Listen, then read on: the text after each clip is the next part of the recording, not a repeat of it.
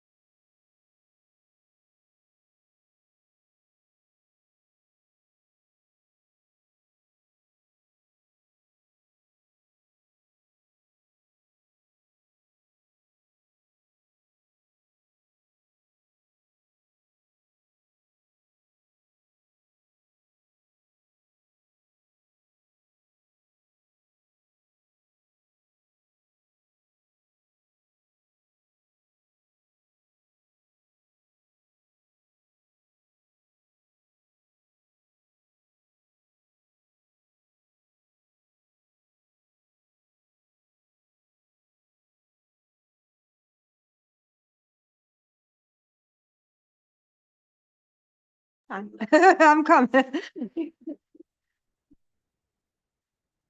Good evening, everybody. Welcome. Good evening, everybody. Welcome to the City Commission Workshop, Budget Workshop on September 3rd, 2025 at 5 p.m. I'm calling this meeting to order with the invocation by Pastor Marlberry, who's in Zoom land, and Commissioner Jones will provide the Pledge of Allegiance or start. Pastor Marlberry? Yes, ma'am. God bless you. Father, we thank you once again for the opportunity to come before your presence. We thank you, dear God, for the city. Thank you for the board of directors. We thank you for the commissioners. Thank you for every participant. We pray, God, that you will guide, give wisdom, give instructions and understanding and all those things that are needful to move the city in the right direction. We pray, God, that you will rebuke hindrances, every evil force that would try to infiltrate, move amongst thy people. We ask God for your help. We look to you for your help, and we thank you for your help. It is in Jesus' name we pray. Thank God. Amen. Please join me in the pledge of our flag. I pledge allegiance to the flag of the United States of America, and to the republic for which it stands, one nation, under God, indivisible, with liberty and justice for all. Madam Clerk, roll call, please. Commissioner Laura, Present. Commissioner Jones, Here. Campbell, Present. Commissioner Davis. Present. Mayor Guerrero. Present. We have quorum. Thank you, everybody. On to public comments. Public comments for any items not specific on the agenda. Public comments are limited to 3 minutes, and please be respectful and polite of others. 30 here for public comments. Come up, Mr. Bennett, and please fill out a yellow card when you're finished, and also give us your name and town or city of residence. I like.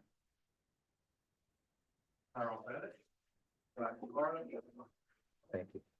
Is that Oh, sorry. That's okay. Yeah, Tyrone Bennett, Black Florida.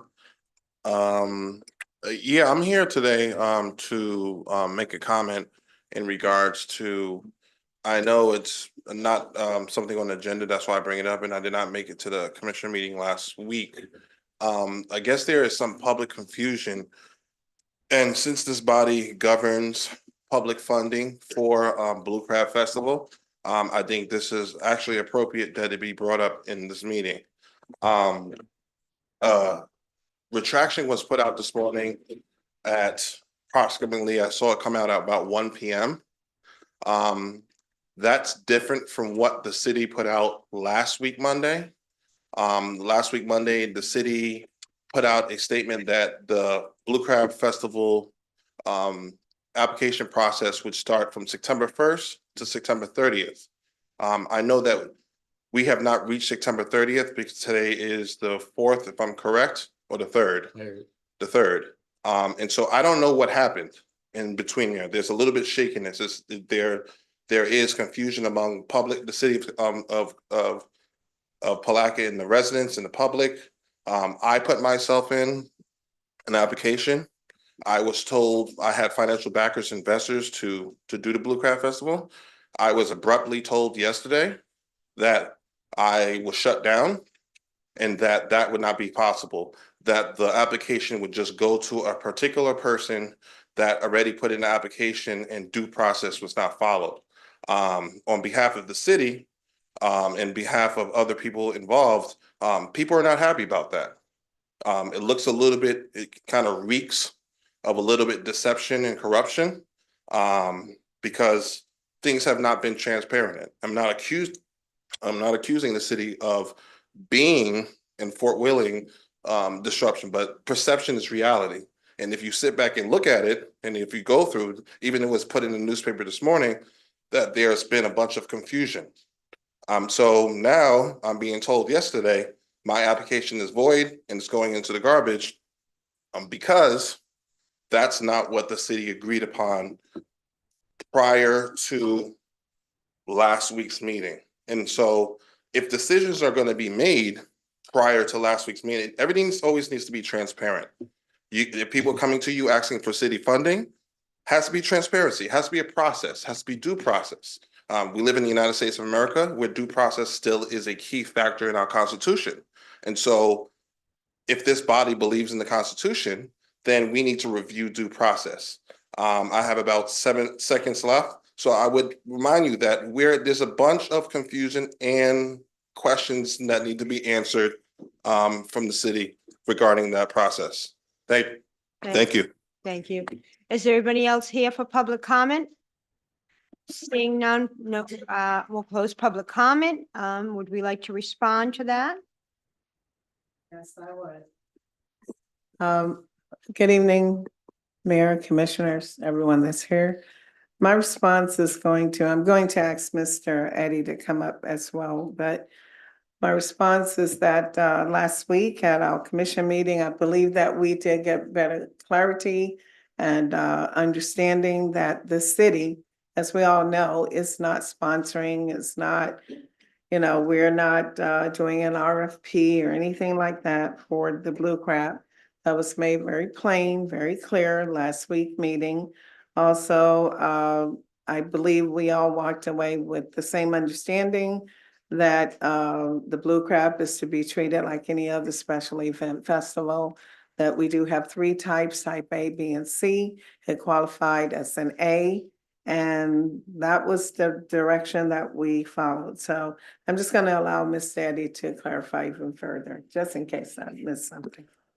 Yes, the special event application process that we have over at Community Affairs, it has no SOP for vetting multiple people coming in doing the same event. Normally, when they come in and apply for an event, if it's a free date, it's a free opportunity and it meets the need of having staff support and police support, we are vetted. In that situation, when y'all made the decision at 2:58 in that commissioner meeting that y'all had that said that unanimously that you were bringing the Blue Crab back to regular special event policies, the individual came in that next morning at 9:04 and applied for the Blue Crab. At that time, we had no other applications. We had nobody that said they was intending to come in. Mr. Bennett came in several weeks later and applied for the application.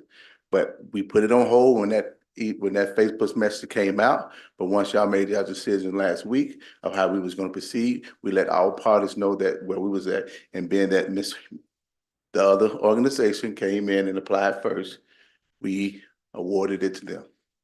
And we're vetting that on September the 12th as a special event vet team meeting, and then we'll go from there. If y'all have different guidance, we will do what we need to do. But right now, we are proceeding as that organization doing the Blue Crab on September the 12th. And just to make it clear, although it was reiterated at the last commission meeting, that was the decision made at a prior commission Yes. meeting to follow the special events permit ordinance as is done for every other event. Yes. And that we were no longer funding the Blue Crab or any other event because it wasn't consistent and fair to all those other events that also are run by volunteers.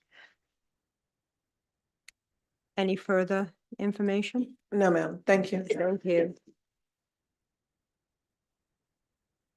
On to direction discussion, 2025-2026 operational capital grant debt servicing and transfers reimbursements reserves. I'm bringing Fair? up the finance director, Ms. Fair.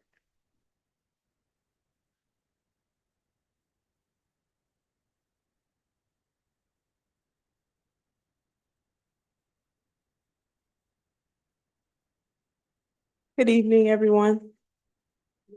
Good evening. Wasn't sure how you would like to proceed. At our last meeting, last week, we left off on page 4. Should we pick up where we left off, or would you like me to? I'm going to make a suggestion and it was a suggestion made to me by somebody else. Could we start with those bigger departments, police, fire, public works, et cetera, to come up for each of those departments and explain their budget so they are not tied here for the rest of the time, and then go back to the other general fund items? Could we start with those departments? It's just a question or a thought. So those representatives, those department heads, Chief Shaw, whomever could come up and explain. Who would you like to call up first? Chief Shaw, he was already standing and now he's bouncing up and down, so let's have him come up first.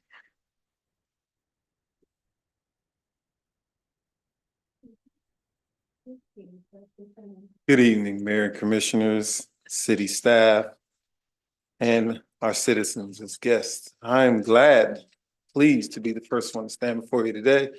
Hopefully I can set the tone to a smooth meeting to get us all home in a nice, reasonable time. All right. Police Department's budget. Page 14. Yes, it's from 14 to 16. And I guess since I am first, how would you like me to proceed? As far as going line by line, would you like me to start with personnel as it is listed first, or move on to the operating expenses? Any particular preference or just go in order? I think with keeping with consistency, we were looking to go line by line. That's why we Right. made the Just call in to. order. Okay. So line by line, beginning at the top. Okay, all right. For the top of our budget, you see personnel services. First line is 1,100. Executive salaries at a amount of $442,533. Any questions? Yeah, go ahead, Commissioner Davis. And I can't speak for anyone else. Really, what I want to know is, I don't want to assume since we're here, but are the 2025-26 budgeted amount, does that cover what's needed? For sure what we're trying. And for what category are we speaking specifically? Payroll or operating or all of it in total? Well, let me back up, because I guess my question was, is I'm looking down and we go line by line. If there were questions, is what I thought we were doing Right. versus, I don't want anybody to necessarily come up and read to us. Right. Right. I thought as if we had questions of his Exactly. budget, we would ask. That's what I had hoped. Is but that, Right. but. That's what I was hoping as well. It's a hope. Oh, no, I just want to make sure. Yeah. Right. Because every department Because we'll did be here all present night. Sean. previously. And I've read it already too. So does anybody have any specific questions about the police department? Go ahead, budget. Go ahead, Commissioner Davis. Based on what we met about yesterday, what we talked about. Union. That, union. the union, Uh-huh. yes. Is that included in this budget, or is that something after that would be finished? Right. So for the moment, I've put like a placeholder, but I don't have the precise amount yet. Right. And also there is an area that in the police department budget, I'm sorry, finance director. I'm Yeah. sorry, answering, but okay. All right. But there is a portion in the police department budget where we have the vehicle purchases, $600,000. And so we have that number there. And if we have to increase the amount of funds that we've already put in salaries, I will be looking at an alternative way of receiving those vehicles. And so we have already started looking at possible financing and things like that. And that means that we wouldn't spend $600,000, but we would still receive those cars. And I have that money to also put up into salaries if need be. Thank you. Okay. That's all I have. Does anybody else have any specific questions about the police budget? Specifically in reference to what Commissioner Davis just asked about, and that's the union and the proposed negotiation in reference to supplements and stipends. Yes, sir. Okay. Now, Ms. Carly, in an effort to kind of like be precise and have a better feel for what we're gonna be doing, Mhm. you have to have those numbers in, or we're making blind guesses, and that's not good, not when we're talking about the budget. Yes, Either we have a chart saying, hey, at this, if we agree at this amount, this what it would be.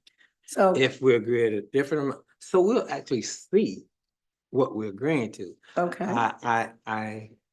For what happened a couple of weeks ago, I want to be clear and concise on everything that I do up here. okay. And I don't want to fill in the blanks later. I want the blanks filled in before I make a decision. Right, Okay. so at this moment, the incremental would be $108,000 to fully, continue on with the police union negotiations as it is right now. So What's that? As it is right now? As it is What's right the now. number? we would need to make sure that I have an additional $108,000 in here. And right now, I did put 100,000 in there because I really just got those numbers like a couple of days ago. And this was prepared before that, got those numbers, but I still put an amount in there. So the differential is not big. It might be $8,000. The difference is what, actually the amounts was what, Ms. Carty mailed out to everyone that identified not only the stipends that were requested, but also the amounts that would be totaled for the increase and where the current amount is, currently as it stands for those stipends being given out to those officers receiving. Would it be appropriate to deeper dive into the method? And I guess each commissioner spoke to you one-on-one, but it's good to know what each commissioner was thinking in the thought process. And I would like to make mine public. Is that appropriate? Ms. West? On I don't some- know. it- As You just- part of this process, is that appropriate as part of the union process Yeah, negotiation? this is a open Go public ahead. meeting. Yeah, go Okay. ahead. That's appropriate. Okay. So we mentioned, it was brought to me as far as the negotiation on. You know what? Can I just say, excuse me, I know. I was just gonna say if the finance. I know. Okay. Let them go on, okay. I'm sorry. Yeah, please, go ahead, Commissioner Jones, please. Go on. So you were the first answer? I didn't know, since she had to come up to her, I was saying she should come. I'm not. I agree. I mean, because these are numbers that I'm Okay, gonna ask go about ahead, numbers. Commissioner Jones, please.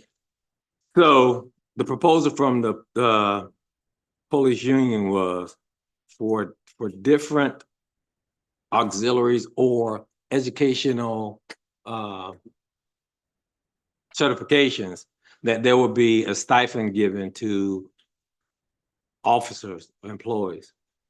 And there, I think it was 9 categories or 10. There were several categories. So That's correct, 10 categories. 10 categories. So am I understanding that an officer can be a certified instructor, certified FTO, and that's field training officer, and let's just say that same person is a detective.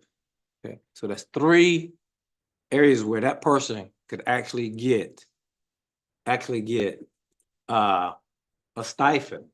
So let's just, for the sake of these numbers, say the stipend is $5,000. So you're telling me that officer would get an additional $15,000 for being certified in those 3 areas? I'm still familiarizing myself with the policy, so I'd like to call up Ms. Jones. Is she here? Ms. Jones, would you Ms. come to Jones, the could you front? Please come up.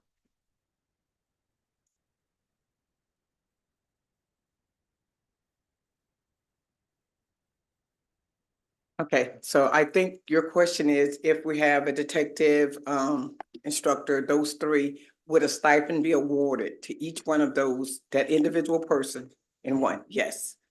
I think the amount that you said, $5,000, is not exactly what it looks like, but if you're using that number, that would be you would look at $15,000, although that's not the numbers. What is the approximate number for the sake of? Okay. Currently, the number is 1,200 Okay, so for, that's a big for, difference from for 5,000. majority of the stipends. Right. It blocked Okay. out. For majority of the stipends, with a couple of exceptions, and the exceptions are coordinator, instructor, and K-9 officers. K-9 officers, by Garcia rule, are paid under a different calculation, and they have to be paid under state rule for that purpose. The instructors help us in many different ways to prevent from going outside. It's basically saving the city money. So if we can do it in-house, we do it in-house at that cost, and it prevents us from having to either transport officers out to get the training, that is FDLE or mandatory training for annual basis, or it prevents us from having a contract with a trainer to come in and pay him to train our officers in-house. The other stipends provide services to the police department that's outside of their job description. So that's why we add the additional funding to pay for the stipend, which would be less than having to actually pay for an additional person. And that's what the stipends replace. And that's what the stipends were set up to replace. The actual cost, Mr. Jones used the $5,000 mark, but the actual cost, what we asked for was, what the union asked for was to set the stipends at $3,500. Again, currently they're at $1,200. The reasoning they said the $3,500 is they went with the nearby agency of the Putnam County Sheriff's Office, and which was being paid at a $5,000 rate for the stipend. When they came to us with that amount, we talked about negotiating the $3,500 rate, and then they accepted that, and we brought it to the commission. Okay, you done? So, two questions and a statement. And you're right, you did tell me about the 5,000 was the sheriff's office. So sheriff's office cover or take care of 70,000 people. If we want to start talking about the coverage and responsibility, 70,000. And our city police, 10,000. So I'm talking about population. As far as population, calls for service, we don't have those numbers, but I'm putting it out there. So when I start thinking of numbers, I agree that it should be an increase at this time, but I think it should be appropriate to the people or the population that we're serving. One. Number two, I don't think that we should negotiate where one officer should be able to receive more than one of these stipends, because I would bring Ms. Jones back up. Ms. Jones, will that 15th, well, let's just say 2,500 per, so 2,500 3 times, would that be included in their salary? So would it also in turn affect any raises? How is that broken down, and how do they get The it? stipends are not attached to the base salary Okay. because they can lose a stipend at any time. Yeah. So that's in excess. So if they could have one pay period, and the next period they got 2. So if they were to be removed from any one of those stipends, the stipend goes away. It's not attached. So if a raise come, they move in a stepping grade, it's only based on their base. Okay, great. I didn't have that answer yesterday. And the last question that I have is, Chief. So also for those endorsements and certification, I just want to be clear that I know. Do those officers or sworn personnel get compensation from the state for those same? So for the stipends, no, sir. They get compensation for continuing ed credits. And as explained yesterday, those continuing ed credits are much different and are at a much lower rate. And they're only for a set amount. And as you know, it's a max rate and it maxes out. And we don't want our personnel to stop getting education there. You want them to continue to get education. And all of that, even the stipends that we have, are set to actually benefit the department, not necessarily the overall population, where if we better our department, then we better serve our population. I also want to make one more point about the population, and you do have a great point that it's 10, well, closer to 11,000 now. But when we look at our main times for the day, this is the seat of the county, and we balloon to over 80,000. So if we're looking at what we're serving and the numbers we're serving, at least 5 days a week, we're serving throughout the core when everybody's in the seat of the Putnam County, we're serving a much larger population. Good point. So, last question. Out of the number of personnel, how many people stand to receive, how many employees stand to receive these stipends? Now, again, as I explained yesterday, we currently have 37 officers. With our 37 officers, any of those individuals who are qualified to receive it can be eligible to receive a stipend. Now, the stipends we only have a certain number of stipends. So for instance, we'll go for our field training officers. After speaking with you yesterday, I did run a couple numbers, which I'll share with you if you like. But you have 12 field training officers. If you have 4 people in training, those 4 people must do 4 months of training, which each month or each phase consists of 16 days, 16 12-hour shifts. So if you're looking at the 16 12-hour shifts, no matter how you look at when to pay them, if you're paying them an officer's hourly rate, then you're looking at for one phase, $4,000 and just over $4,000. So for $4,000, and they're only requesting the $3,500, just for one phase, they recoup that. If they train at least 6 people through the course of the year, you've more than saved money and recouped all the funding you would need.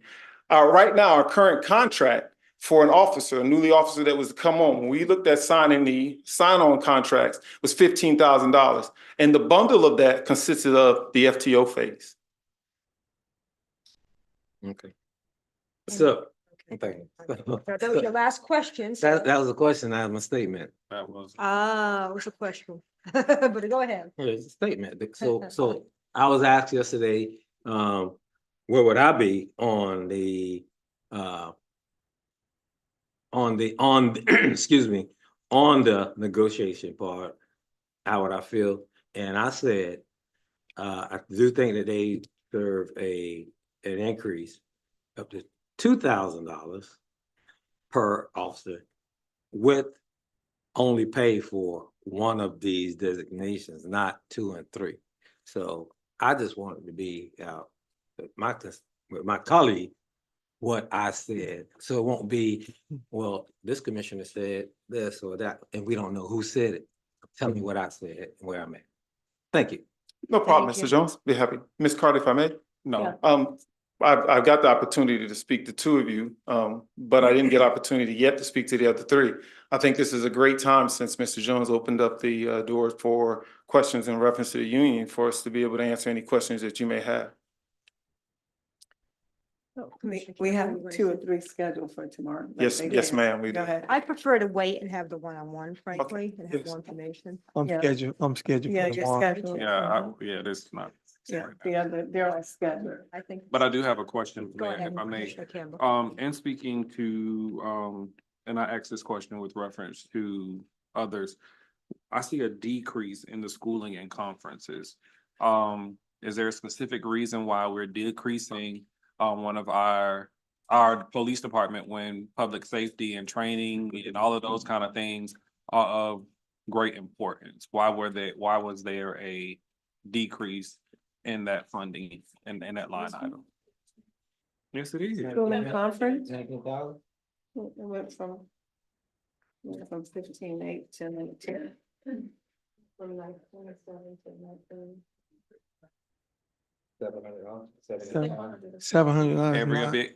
But every year it's going down. So if you're looking at the line 19,705 as projected for actual, that wouldn't have been the projection. The actual budget would have fell at the 15.8. So it was actually increased. Right, Okay. by 3,200. I think when you look back it's Commissioner Campbell. Go ahead, Mayor.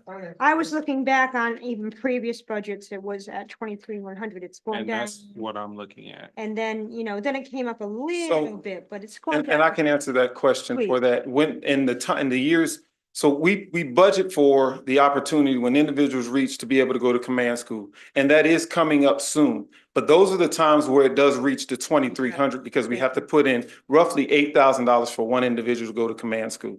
So when you see those in those times, every year, I don't leave that in that line like that because every year we don't have somebody set to go to command school. So let me ask you this, outside of command school, are there any other opportunities for our police officers to receive some type of training that's outside of what you've already been doing? I mean, there's so much going on, so I'm quite sure training is almost. Yes, sir. So a lot of training we get through IPTM and things of that nature. We can get on a free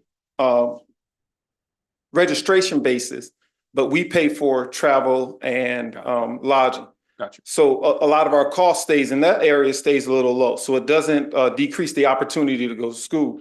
Where we find different opportunities, such as command school, is sending individuals to like FDLE, administrative supervisor training and things of that nature. When we identify those schools and things that we can, and those individuals that qualify for those schools and are interested in those schools, then we do everything we can to make sure we budget. If it's not in the budget, or we make sure we send them to the school when it's available. Gotcha, I appreciate it. Thank you. Thank you. Any additional questions? I think you can go on, Chief Shaw. Is there any other questions for Chief Shaw? Okay, I guess you asked that. I mean, No? are we moving on to operating or are you guys? Bob? No other questions? There's no other questions, so I'd run. Run. We have fire. Yes. Come on. Chief Taylor?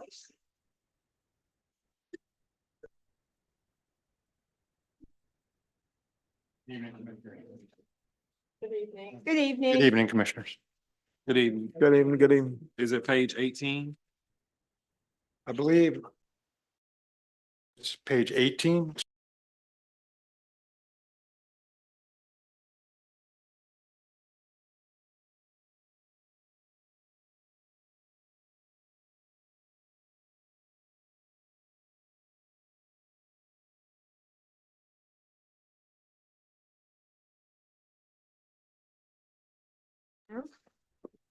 Can I offer something? Please, go ahead. Fire chief, finance director, and myself, we've met on several occasions recently, trying to address the need for the fire truck, the ladder truck. That's the need. We have to have it. We do have, we figured out an alternative as to how we can get it. There is a truck, and fire chief will explain more, that is immediately available. And if we don't move on it, it'll be 3 years before we can even begin to pursue. So we have started reaching out to financing opportunities. It did reflect that we would have to spend maybe over a 7-year period on annualized basis. I think it'll be about $267,000, making 2 payments per year, semi-annual.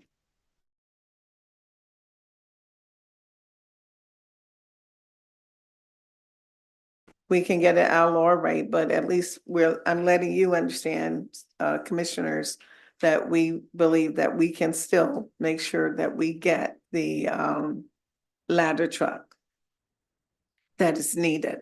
And we're not going to write a check for $1.5 million.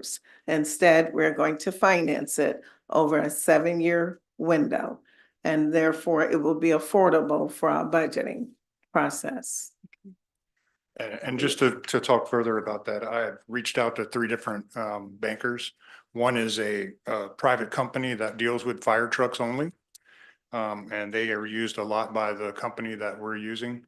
They're sending me a quote tomorrow, but they're sending I believe it's a 5, 7, and 15-year thing. So they'll give us all the interest rates and that stuff with it. The one that we've gotten so far, this was a little earlier, so they did it at 2 million. and they came back with biannual payments of about 56,000. There may be, a good bit of leeway in there. So, and then we're waiting for Capital City to get back with us as well. So there's three out that we're waiting on. So we're thinking, well over 100,000 a year to make the payment for several years. And the story on this truck is that it was ordered for Tallahassee. They didn't buy the last one. They ordered like 6 and they took 5 and they left this one. So they're trying to get rid of it. If we can get it now, we can get it by November. If not, we'll be in line for 3 to 4 years. And the price is going to increase every year like everything does. So this is a great opportunity. It can also be seen as a sole source because no one can give us a ladder truck this quickly. And that will save us some other tax money that would come out. So there's a lot of savings possible if we can make this happen. Okay, and we have to have it. We need to get it. Right. We do. It will affect your ISO. It will affect your contracts with shipbuilders, with GP, with Seminole, because we have to have that kind of truck to do that work.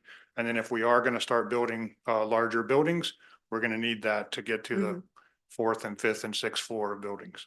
And not only that, today we were having a meeting with infrastructure and our capital improvement plan over the next 5 years.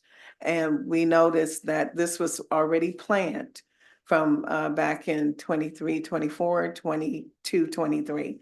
So we're literally following our 5-year plan. And so therefore I'm committed to making sure that we get the ladder truck as needed. Okay, thank you. Any questions on the ladder truck? Thank you. Any other questions for the fire chief? On his budget? Okay. Going Thank you for once, your going time. twice, 3, go ahead. Thank you. Mr. Verrecchio, come on down. Hi, good evening, Mayor, Commissioners. How's everybody this evening? As we go, we have various departments in different areas. I have the department heads. We're all here to speak. If there's any questions, any particular department. I think the first one I have up here is the facility maintenance. And what page? Uh, For the sake of. 7, Okay, expedient. And Okay. Superintendent? my superintendents, yeah, sorry.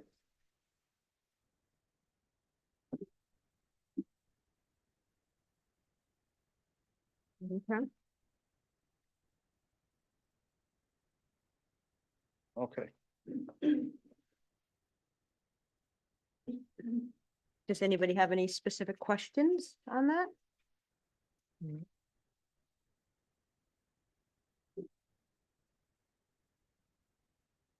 Hold that since I don't have anything. All right. Okay, thank you. Okay, and I go, who would be the next department in this list? Do you know what page it'd be on? The cemeteries or?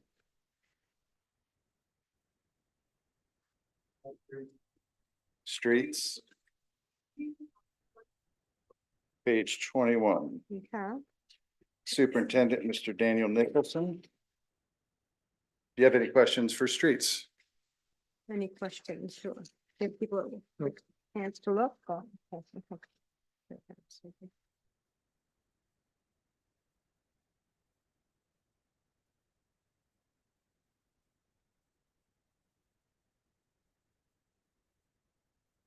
Go ahead.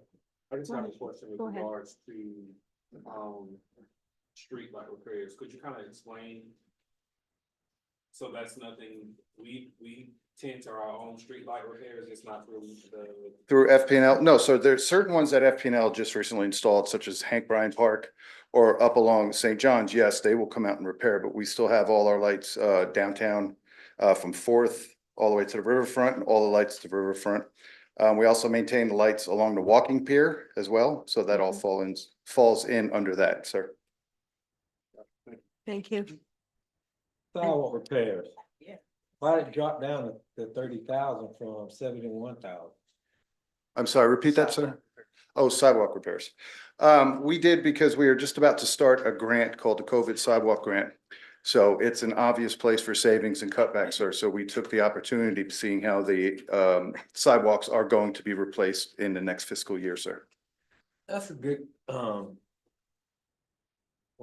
ask this question. Yes, sir. I know that the grant will not cover space in front of Washington and 11th. down to 13th Street Okay, because of the brownfield across the street, some kind of deal. So will we be able to actually, still fix that? or- utilize those funds to repair those? Absolutely, So it'd be 100%. uniform at least, because if Yes, it's sir. not, it won't be uniform. Agreed. Yes, sir. We would be able to do that. So, Correct. Yes, sir. Any other questions? I guess there are no further questions. Thank you. All right, I believe cemeteries is on page 23. I just happened to flip and see it. Have any questions about that? Before we, I'm sorry, I just caught this. The Memorial Bridge, the pedestrian pier underneath, I see $6,000. Is that sufficient? Because that's a constant. Yes, that also is sufficient. FDOT is currently working on coming in, replacing that whole walk bridge. So Okay. that will be for incidentals over the course of the Good. year, ma'am. Yes, more than Okay. adequate. Thank you. On to cemetery, sorry. That's me. I'm gonna handle cemeteries. I'm sorry, Ms. Turberville was unable to. Is there any questions on cemetery? I have a question for you. sir. Is there a way, and I think for signage on the best ways to navigate the cemetery and areas to possibly stay away from? Because what I'm probably one of the most frequent of the cemetery, being associated with a funeral home, but there isn't really clear signage that could stop someone from possibly running over an area that may look empty, but it's someone's plot that's there. So just better signage to help navigate going or.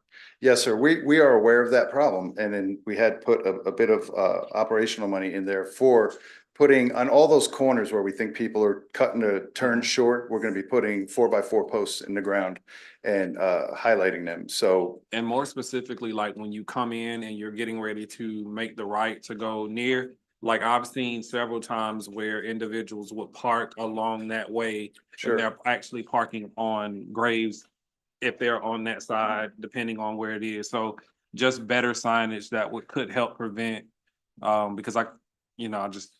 that's absolutely noted. And I agree with you. Yes, we can definitely put some better signage up to indicate where they Better are. directional. Yeah, definitely better directional. So I didn't know if that Absolutely. needed to be spelled out because I've seen sign Mhm. the other department, so I didn't know where that could be taken from or added to. on Right, this. can we increase capital, I think? We can. Yeah, I think we should put it right here in cemetery, but increase capital. And that That would way we'll cover stay on all top of it. cemeteries. And that's Mhm. absolutely a great idea. Yes, sir. Right, Yep. Fantastic. that's like wayfinding also. Yes, ma'am. Mhm. Thank you. Is there any other questions? All right. Okay, on to the next department. 27.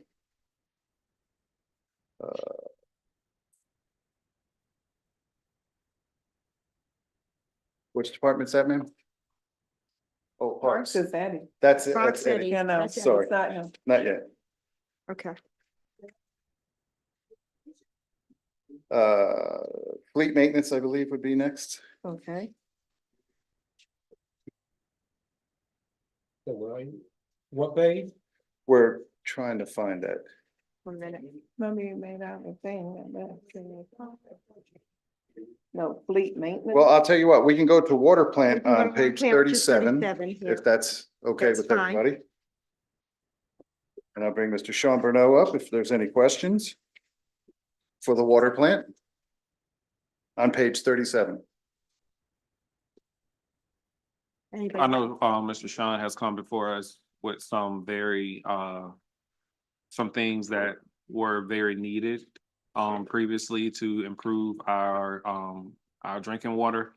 Are there any other things that could potentially be coming Crucial, up yeah. that we need to take in accountability as we finalize this budget? This year, we look good. We look good. Everything's finally at a point where we've upgraded everything. We fixed a lot of our problems. Our water looks great. That's how I was able to scale the budget back because we are looking really good right now. That's Great. all the reason That's I- A lot good of news. capital Thank you. projects last year, so All I want to know. looking great. Thank you. And more importantly, Commissioner, we followed the recommendations that you all have been making, and therefore we've been having the kinds of meetings that we didn't have before, which allows us to, all of us, to know all the infrastructure that we all need. And we're in the midst of updating that 5-year capital improvement plan as well. Well, Thank you. Thank you. Thank you, Thank you, Sean. Sean. thank you. And then we have the sewer wastewater plant on page 38. Wait, before we go further. Yes, ma'am. Before we go further, Reclamation. may I please? Yes, ma'am, of One course. thing. We are continuously making sure that as we find problems, we bring them to the commissioner's attention. And then even though some of the problems, we have no idea what the cost would be for repair or whatever. In those cases, I make certain that I put something in the budget until we receive an engineer analysis or something to that effect. So I want to make sure that you all are aware that we are continually still finding things. Okay, reclamation plan? The reclamation plant, Mr. Brian McCain. If you have any question, McCann, if you have any question for him, sorry. I'm hitting 100 Okay. tonight. Sorry. Yeah, well, wastewater reclamation. I have a question. I'm sorry. Go ahead, go ahead. Overtime seems a little bit high. And I'm not saying slack on the job or whatever, but I'm interested in knowing that with that amount of overtime, would it not be feasible to bring an additional person in? I will always take more employees. This year we've had some issues with lift stations that require call outs at night. Hudson Oleander has been a big problem. Yeah, I know. I have to pass by it every day. Right. And St. John's Ziegler has been some issues with the construction going on. There's been some issues over there. So we have installed the Omni sites that y'all approved in the budget. So we're getting calls on a regular basis about these Omni sites. It tells us when we're having alarm conditions. So we're able to respond more frequently when these calls come in. That's part of the time problem. But it keeps the stations running where we're not having any spills, no problems like of that nature. Because we're just alerted and we can respond quicker.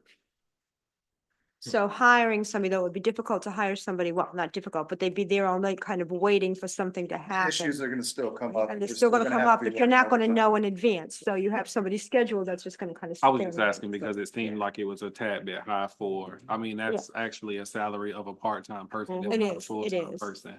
And of course, this time of year, when we have the hurricanes, that's a big part of our overtime is when we have these storm situations. We have to have everybody on site for the worst case scenarios. Have you looked into trying to see if you can hire someone? Not vigorously. Don't say no more. Go ahead, Commissioner Davis. So just to confirm, and I didn't get a chance to come out yet, but I think in our capital outlays, we have what's needed to be fixed. Are we in a place where we're shifting to proactive replacement maintenance? We've always tried to be proactive. Yeah. So yes, part of the problem we've had this year is with the upgrades to some of our lift stations that was unplanned, Moody Road and Winn-Dixie, which took a lot of our time from other projects that we had scheduled. But we've nailed those. We've got Winn-Dixie done. When Moody Road is close to being able to get started, there's a lot of planning involved with that one. We have a lot of parts on site to get that going. So it was just two big projects that was put in at the last minute that these guys are knocking them out pretty good. Let me ask a different question. Okay. For the items that need to be addressed, replaced, or whatever, I may not be using the right language, that you see, have they been submitted and considered? Yeah, so we have Okay. upgraded our aeration system For recently. next year, yeah. So we've had our aeration system upgraded recently. Our biosolids is finishing up right now. I have put into the budget last year for the headworks and the secondary clarifier. That got pushed to the side because of the upgrades to the lift stations that we had to have done. So I put it back into the budget this year for headworks and secondary clarifier, which was pretty much give us almost every aspect of our facility with an upgrade. Good. That's it. Okay, Thank you. great, thank Much you. needed. That's what I want to make. The last sure. things I would like to try to address is the wiring and concrete structures. That's 40 years old. Of course, they don't last forever. So I will be coming to y'all probably within the next year and trying to get Into a next plan year's on budget or replacing during this wires. budget cycle? Yes, Okay. for wiring, just place all wiring. stuff like Next that budget nature. cycle, potential. Not for this budget cycle. Oh, Okay, okay, for for the following, next. okay, Yes, for ma'am. next year, next Okay, budget got cycle. it. Okay, Thank that's you. what was my That's what I want, clarification, yeah. yeah. Yes. Because I was gonna say, let's just put. Thank it Don't want to put in more than we can handle in a year, because then we're just Yeah, not doing, we're Okay. not getting anything done. yeah, that makes sense. Okay, good. Thank you. Did thank you have a question, Commissioner? Bowles? No, it's just gonna be more so with the Omni stations. Have you guys, had that all fine tuned with the system as it relates to spills and different things? Well, actually detecting, when it's detecting is like false positives and different things of that nature, or how does that work? So the stations are operated by floats, and so we have as the floats are energized, it tells Omni to alert us. So we have full floats in every station, where it shuts off, where it comes on, an alarm float, and a lag float. So when it gets to the alarm float, we're getting notified that there's a problem before it gets to the lag float. So there's still another situation that it will pump another pump, but we're on the way before it gets to that point. If that makes any sense. Right. So we're able to proactively get there and fix a problem or isolate that pump that is going to cause a spill before it actually causes a spill. Right, because in the past, it probably would have spilled in the past. Or gotten very, very close. Right. Where it was, you're rushing to get as quick as you can and Right. working in a panic. We're able to work more planned now than panic in a crisis mode. Right, and I do know we had somewhat of an asset mapping at one point, in terms of replacing all of our assets throughout the city. And so if we need to probably look at that, some asset map thing was put together, like a couple, 2 or 3 years ago. And we probably need to refer to that to see where we are. But again, we appreciate you guys for continuing to bring things to us and not wait until you're in a bind. Is there? Didn't we just finish the asset mapping recently? Who was that, FRA? FRWA, They just completed it, right? yes. Yeah, It's always ongoing, but yes. It's we ongoing. They just went through that completed Asset management plan. for this year. Right. Florida Right. Water. I Yes, sir. like to kind of stay up with that as well, in terms of kind of sharing that with us, so we kind of understand and know how things are Of course. progressing and materializing. Thank you. Any additional questions? Thank you. Thank you, Mr. Y'all have a McCann. Great night. Thank you. All right, and I apologize for having to do this. We weren't expecting to. We thought we were gonna bounce and go through them. So water and sewer distribution is next, and that'd be Mr. Eli Higginbotham. Sorry, page 40, sir. 40. Good evening. Good evening. Anybody have any questions specifically of Mr. Higginbotham? Once again, overtime is high, but I understand the need. Yes, it is. 40 40. at the top.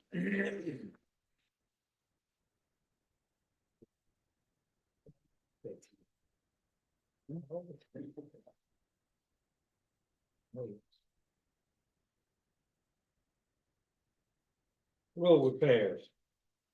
Yes, sir.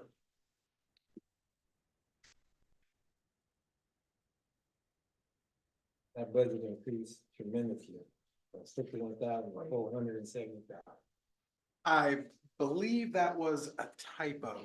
I requested 70,000. Versus 470, so 53, 70. Yes. That is supposed a to- typo. supposed to be 70. Page 40, bottom line. Give me a sec. 5330. There's $400,000 there. I think we. I don't know if that was the road. But there's a project that we need to work on, and therefore. The brick roads, perhaps. And we're trying to make sure, things the south. Want to do more road repairs there. Correct. That is correct. So repairs of the brick road, tell us exactly how. it was. Well, we would have to remove the bricks to work on the I guess we underground were lead infrastructure. It's intensive not very typical like any other road. Yeah. In order to get to the underground infrastructure, we do have to remove completely, not just the bricks, but the road base. So this is gonna afford us, it is not by any means gonna cover all of it, but it's gonna get us in some of our hardest troubled areas in the South District and North District as well. We have several areas slated for repair work. So once they do the repair work, you have to rebuild the road. We can't just come over and pave it. That means we'd have to do the base, pound it, get everything right, and the drainage, the tilts, there's a lot to it, and then replace the brick at that It's very point. labor intensive. That is yeah. correct. That's why that number was so high. So that means like the big divots on South Seventh, for example? Yes, ma'am. Yeah. That's correct. Well, that's over there by the old school district. By Campbell School. Right, the old Campbell building. Yeah. Cause they just replaced the infrastructure there, the water lines. Yeah. Just a year and a half ago, maybe. Yeah, but the road is. Yeah, the roads that we did replace the infrastructure under currently, they're currently working on the grants. It's the process is just starting for replacing the roads to just replace the brick roads. So that's gonna be something entirely different. If the work is already completed underneath. With this, we're gonna try to remove the bricks, replace them, and then do it all in one fell swoop is the point. So it is really 470, the amount. Yeah, That's the correct. amount is Okay. valid. Yes, ma'am. And I would like to, if need be, we'll get better information to you, but that was something that we were planning to try to hit more of the city.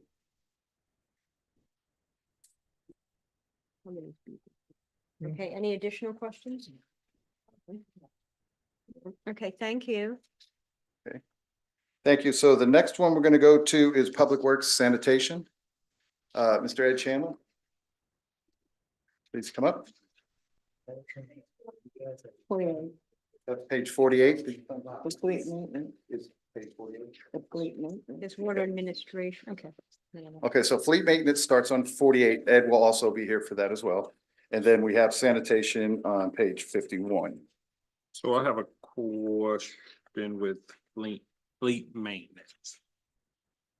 I received a picture of the inside of one of the trucks that I don't know if it's a backup truck, but I would be scared to get into it if I was anybody. What's the plan for situations like that? Do we know what unit number that was? I don't, but I could possibly show you the picture. Yeah, I would like to see it. I can definitely. It's more than likely unit 30, which is our backup rear loader. That may be it. Yes, sir. It is in very poor shape. And it is in the sanitation side of the budget to replace that vehicle for 300,000 for a new vehicle.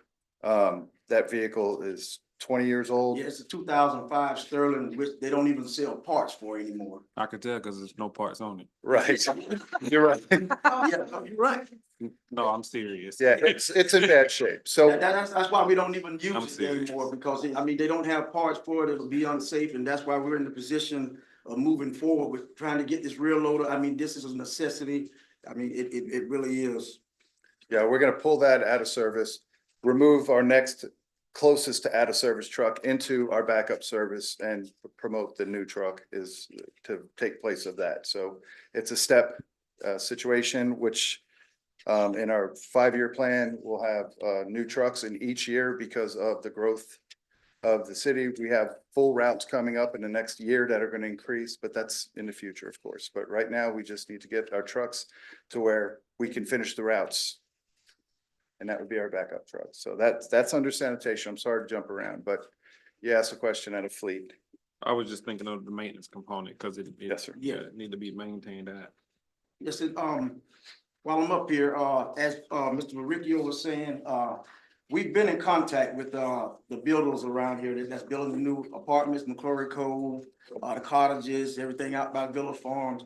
And what we found out is we thought they were gonna be using our commercial dumpsters. They're not. They're gonna be green cans like the residential. Oh, So when that starts growing, you're looking at a whole nother route. Yeah. So like I said, it is very imperative that we will be able to, receive a truck each year moving forward, and possibly, I know it's a ways out, but I'm always thinking ahead, possibly another driver and 2 laborers, because it's gonna increase significantly. Let me ask questions like this. In Sir. the developing of those different communities that are being, is there not a recommendation of like practice of dumpster versus individual? That's what I was just gonna ask. Why was that why were they allowed just to make the decision in isolation when it's gonna cost us more in the end, you know? Is it for the convenience of the residents, I assume? Yes, that's exactly right. So if they're gonna sell, they think in the next 2 years, there'll be 138 units out there. Which one? McCully, McClure. 248. 248 units. They don't expect people just to move in and fill that up. What they want to do is because each individual home is going to be individually metered. They want them to have their own trash service, just like a house or anywhere else. Okay. And no, we were not really given an option. We brought it up and their responses were, we don't have room. It was not designed. You guys approved this. So there's all that. Okay, that's good. Good to know. Okay. Go ahead. No, Please. no, it's good to know for future Right. discussion. I Now that we know, we know. Just what Joe said, we approved it. Yes. that's We what I don't thought. have anything That's what- contrary, sir, to say that they can't do that is. Correct. But I think we're running sanitation. That could be our call. I mean, it just ain't, it's not feasible. It's not us thinking smart. when We're doing business. You know, they're trying to sell apartments. We're trying to take care of customers. So taking care of the customer, we put a large enough dumpster out there, you know, our workers don't have to work as hard. Our workers go in there and do a one-time dump and go, and we're doing it 7 days a week, right? Some 6 days, but that's basically, you know, your restaurants, hospitals. Commercials, Yeah. 6 days. Gotta be, including them as well. It's not- For They would be multifamily fine. commissioners, yes, you will have dumpsters. These are units that are simple fee. They're going to be property owners paying taxes. Yep. And that's the reason. Right It's there. just like a single family home. Okay. Wow. Okay. Well, we just, I think each time have to look at each situation, each development individually and see what really I think makes that needs sense to be for a part of our everybody. Check mark. Yeah, we need to know. Okay, thank you. Any other questions? 200. No, we just need to make sure it's economically feasible for the city. We have to drive the ship. We have to drive the ship if they're gonna come in and impact the community in that way. Just because these units are pushing into new equipment per se, if we had dumpsters in those areas, that means that we wouldn't have to so the dumpsters cost way less than new trucks, additional personnel and everything else. So we have to look at it from a fiscal standpoint. And I think we have to, I mean, I agree, but we also have to look at both sides. So we all have individual homes and we all have individual cans, trash cans that are picked up individually. So I think we have to, when we do look at the whole picture, it's going to be, I think, different for every situation. And But if we can work with them, I think that we need to do that. Now we're committed to this, so And then in the years to come, we're gonna be sitting up here as a commission and we're gonna have that same conversation Yep. we've had before. Is it feasible for us to go back down to 1 day a week, or in order to do this, that, and the I third? If agree. we knew how big of a pain that was when we had that conversation the last time. and recycling is going away, which is going to produce even, for those people that do recycle, more trash in those trash cans because we no longer will be recycling. That will be Just to gone by the end remind of the you, month. they are subject to impact fees, so they will be paying impact Yes, fees. Right. yes, I know that. Which They are will paying be- the impact fee. Yeah, Which will help us with that's some going to of the help us capital. with that capital cost. Exactly. Not ongoing, because ongoing, we lose. Yes, I'm going, yeah. 200 units. Any further questions That's it. of Mr. Chandler? Okay, thank you. Thank you, Mr. Chandler. Thank y'all so much. Yes, sir. Okay, and that about wraps up. I Public have Works. Yes, sir, of course. And I brought it up in the others, and this may not, well, overtime is still seems to be high. So is it because we're short or we're just that active? It was combined with both. We were short laborers. I had to find another labor company because Remedy staff here in Palaca, they got bought out by another company. They stopped doing it. So I got a hold of Labor Ready over in St. Augustine, Florida, and they jumped right on it. And you know, we've actually had some great guys. A couple of them have become permanent. We've got one more laborer that's looking to become permanent now, but we also, and this is why I'm talking about the new truck.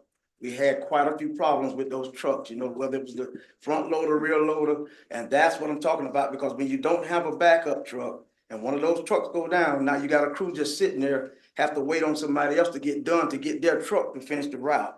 And that's why I say with sanitation, you cannot have enough trucks. You need a backup to a backup. So if something happens, that truck is down, somebody can get in another truck and keep going. And those numbers will significantly change, but that's why you're seeing the increase in that. Incidentally, when we have to rent a rear loader or That's what he front loader, it starts at 10,000 a week. Whether we keep it 3 days or 15 days, it's 10,000. We had to do that this year. Quite a significant loss to the department, and we managed to make it through the rest of the year.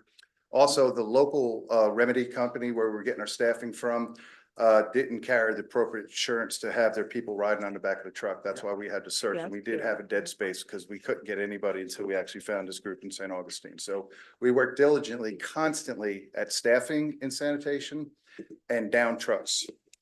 And in regards to staffing now, since you're bringing on a few more people, how many people are we short that we have to continue? Okay, we were down 2 drivers. I just got confirmation from Ms. Jones that one of the gentlemen accepted the offer.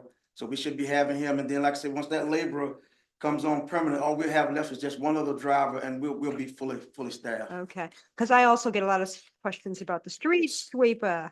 Yes, And ma'am. where is the street sweeper? The street sweeper has been a very large problem for us. We gave it a complete overhaul at the beginning of the year.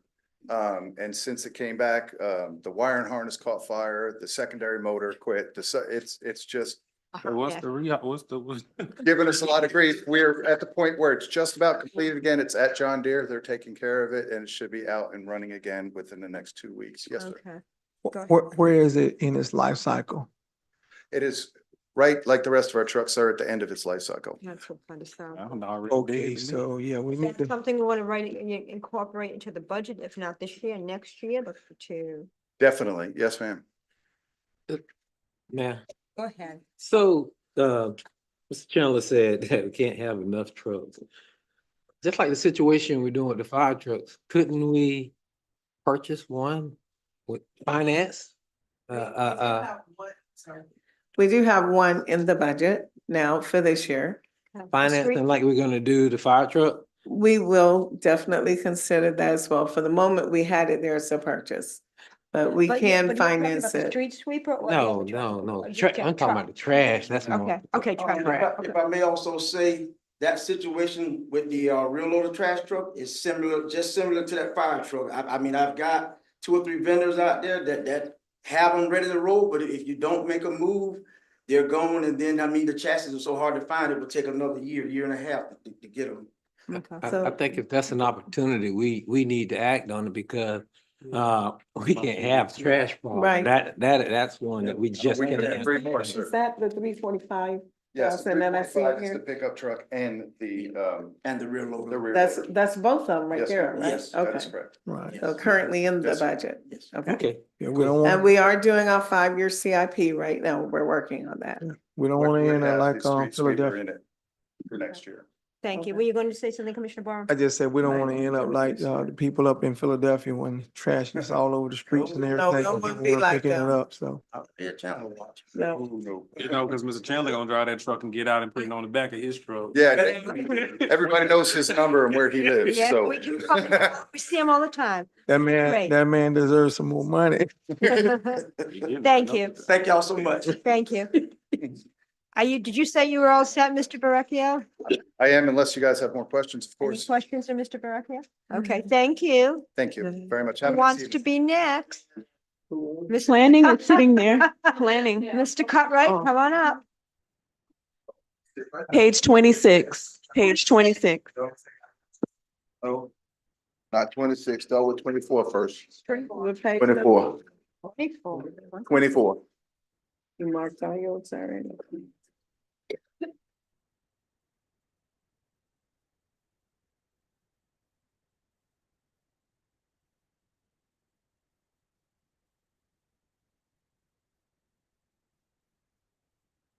Mayor, I have So one. what's this? Oh, I'm sorry. Go ahead, Okay. Commissioner Davis. Page 24, maintenance terminal building. 4619 Yes. 03. Where is this terminal building? That's the bait and tackle shop right there off the riverfront, Oh, right. The ship store. ship store, yes. Okay, And we have the public restroom area where we take care of maintenance on that side. okay, so that's for the restroom? Mhm. And we own the building. Yeah, we so still own the we're building, the yeah. landlord. No, I know, I just was curious, I didn't know if it was water taxi, riverfront, train station. Yeah, it's Okay. been a couple of different names that people. That's call it, why I'm but asking, yeah, correct. The ship store, all that stuff. Okay. What was ship store? Okay, on. My next question is on page 27 and page 28. So page 27, So we're jumping departments, okay. yeah, well, I'm. So does anybody else have any? I'm I have gonna a my question questions on first. 24. Okay, you go ahead. Okay. I'm Go sorry. ahead. So I have a question for 24. What is the special event St. John's River Center? So special event is special event. The GL line has always had St. John's River Center. I was talking to Miss Pearson, that we can change it, but it take time to change that GL line without adding another GL line. But that is just the St. John's River special events for the events that we do on the riverfront. When we created that GL line, we had the River Center, but it's not tied to the River Center anymore. It's just special events on the riverfront. Okay. And we got to change the GL line, and we're Okay. working on trying to change the Special GL. events, okay. Change anything that says. Yeah, River we try, Center. trust me, we had a No, conversation, yes. Any other questions in regards to cultural services? There's a possibility that Okay, I think we can go on. it's 60,000 for the air conditioning. What page? What page? Did you want to? Okay, the next one would be, if we moving on to 20, 26? No, I have one on 25 with the operation of okay, so you're on the Lamb 25. Arts. What exactly are we referring to when we say operating? Operating costs for Laramie Arts, we just do a small maintenance, but if they need supplies or stuff that they actually need. Unfortunately, in the past couple of years, Ms. Denise has not really asked for anything. So we keep like $2,000 or $3,000 in just in case she needs some stuff, because we, like I said, we still own the building. And if it needed anything like, toiletry items that they can't get at the time, we kind of help out. So we But just they've put- been paying for it. They've been now. paying for everything. We Yes. just put some in there just in case they need something, and we can help out if we have to. Well, just putting something in there, you could be 500, 300, how Okay. y'all get to 2,000? Well, 2,000 was the original number that when I came, but we can reduce it now. As you can see, they only use about $300 or $400 a year. Right, so I would just say Okay. if you can reduce Yeah, it, we can. if you feel comfortable, Yeah, I Try think to reduce $1,000 would maybe probably we- be a Right, good okay. number. Yeah. that'll can move somewhere, move in your other budget portion. Before we move on, please, on page 26. Are you You're on set? 25. You're still on Yeah. 25? I'm good. Okay. Okay. I just want to say on page 26, that maintenance Brunson house, we are trying You do to have get. one- you had another question. He was still on 25. Oh, he's on 25, He was still on okay. 25. What did we come to determination of the pool services? It's off. We take it off. Okay, so further 5,000. Yeah, that comes off from pool services, yes, from what you all told us last time. Go ahead. Any further questions on 25? That's coming up because it's on here, so we need to just scratch it and it's gonna go away. Right, when you get the next one, it will not. Well, be we're there.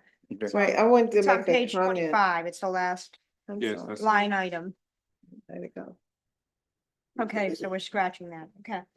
Any other questions on page 25? No. Okay, let's move on to page 26. Page 26 is gonna be the recreation department budget. So I made a mistake. So really, I was talking about page 24, that possibly we will have to add $60,000 onto that Brunson. Because we have a situation, I think, with the air conditioners or something.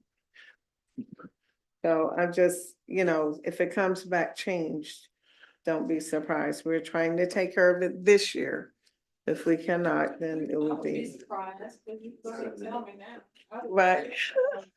Well, they've not That's been why- functioning properly. Right, Hear you, but I'm saying I think this information we Yeah. need right now. right. We That's why got I'm to the saying, final and I saw it, I would be surprised. right, exactly. That's say why I'm it. taking a moment. What's stated? Okay, on page 24, there is a possibility, I'm not certain yet, we're still in the midst of it, that for the maintenance on Brunson House, because of, I believe, the air conditioners, Yes. right? That we may have to add an additional 60,000. Okay, so if we took the pool 35,000 and added to the existing 12, we have 47,000. So you'd have to make up that difference to get to I'm just 60. letting you under know something that else? it's very possible Okay, that when this comes back in a final version, that we will have an increased amount for maintenance Brunson House if we're not able to take care of it in this fiscal year.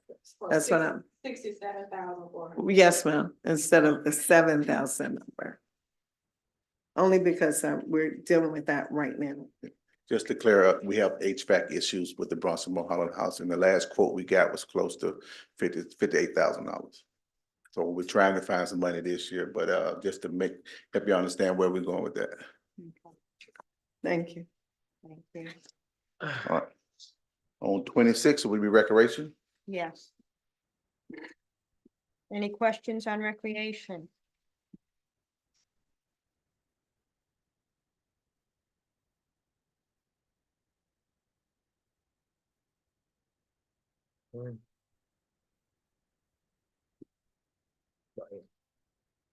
I just have a question as to what the Libra Philanthropic Foundations, that grant money, That what was it grant- actually used for? I know it's gone. That grant was a grant to fund supplies that we had last year. Okay. Some basketball equipment and other stuff. It's a Libra grant. It was a recreation sports grant. Yeah, it Okay. funded some It's sports St. equipment. John's Shipbuilding's parent company, and it's a Yeah. grant to the parent company, but I was just curious as to what it was used for. Oh, It's already yeah. happened. Yeah, it's zeroed out now, but I was just asking the question. So I'm missing something on programs Where you at? on page 27. Mm-hmm. So I'm only seeing that the city offers 3 programs, but isn't there a soccer program, or are we not looking? Yeah, in the past, but 2-year budget cycles ago, I decided to take away these different lines, but I think when they was doing it this year, those lines were still there. The $20,000 will cover all of the programs they run over there. But right now they got them broken down into 5 different ones. But normally we just keep the program budget at 20,000 and we utilize that for all sports. But since in this sheet right here, it has it broken down into basketball, cheerleader. Well, soccer's not on here, so we had to take one away. Would have put soccer in the cheerleader spot. We don't do cheerleader anymore. So I would prefer if we could just make it a program budget of $20,000. Yeah. Programs. Yes. 5281. Yes. Could be 20,000. Mm-hmm. Yeah. I have a question. Go ahead. The maintenance at the top 5, the 4651 through 4655. How is that different from the maintenance on page 28? This is 001, Okay, 06 So- versus 00115. Yeah, so the maintenance that I have on my programs, on my budget sheets are small maintenance besides that one. In parks, they have a major budget, maintenance budget for that. But the maintenance in the recreation is for a contract we have with AgriPro. They come every Monday and spray the fields. And that broken down through all 4 of the parks. Okay, so what's confusing is we have a GL account number with the same name, Yeah. but different numbers. So that's finance. Right, because one is Finance. parks and one is recreation. Okay. Yes. It's not same department, No, I know. right? That's why. Okay. And but that's been when Parks and Recreation was separate. The major expenses with the parks was always done under Joe's them. On Joe's And when the operational parts of it was AgriPro and the fields was done through us. But we can look at if that's something that would make it easier for y'all down the line. Maybe next year budget, we can look at trying to, okay. We prefer to leave it as is, Yes, history. For history and also questions that we get for those two categories, Parks and Rec. Yeah, makes sense. Okay, thank you. Yeah, I think we just need clarification. Any other questions? On recreation? Yes. Oh. I have one, but I don't necessarily see it labeled. What about the maintenance of the actual Jenkins? That's gonna be under 40. So is that the Jenkins Gym now? Yes, that'll be under So 40. it's a separate, I have a question. okay. So y'all trying to flip to a page, so what page are we on that? 27. Okay. I'm asking if there are any additional questions.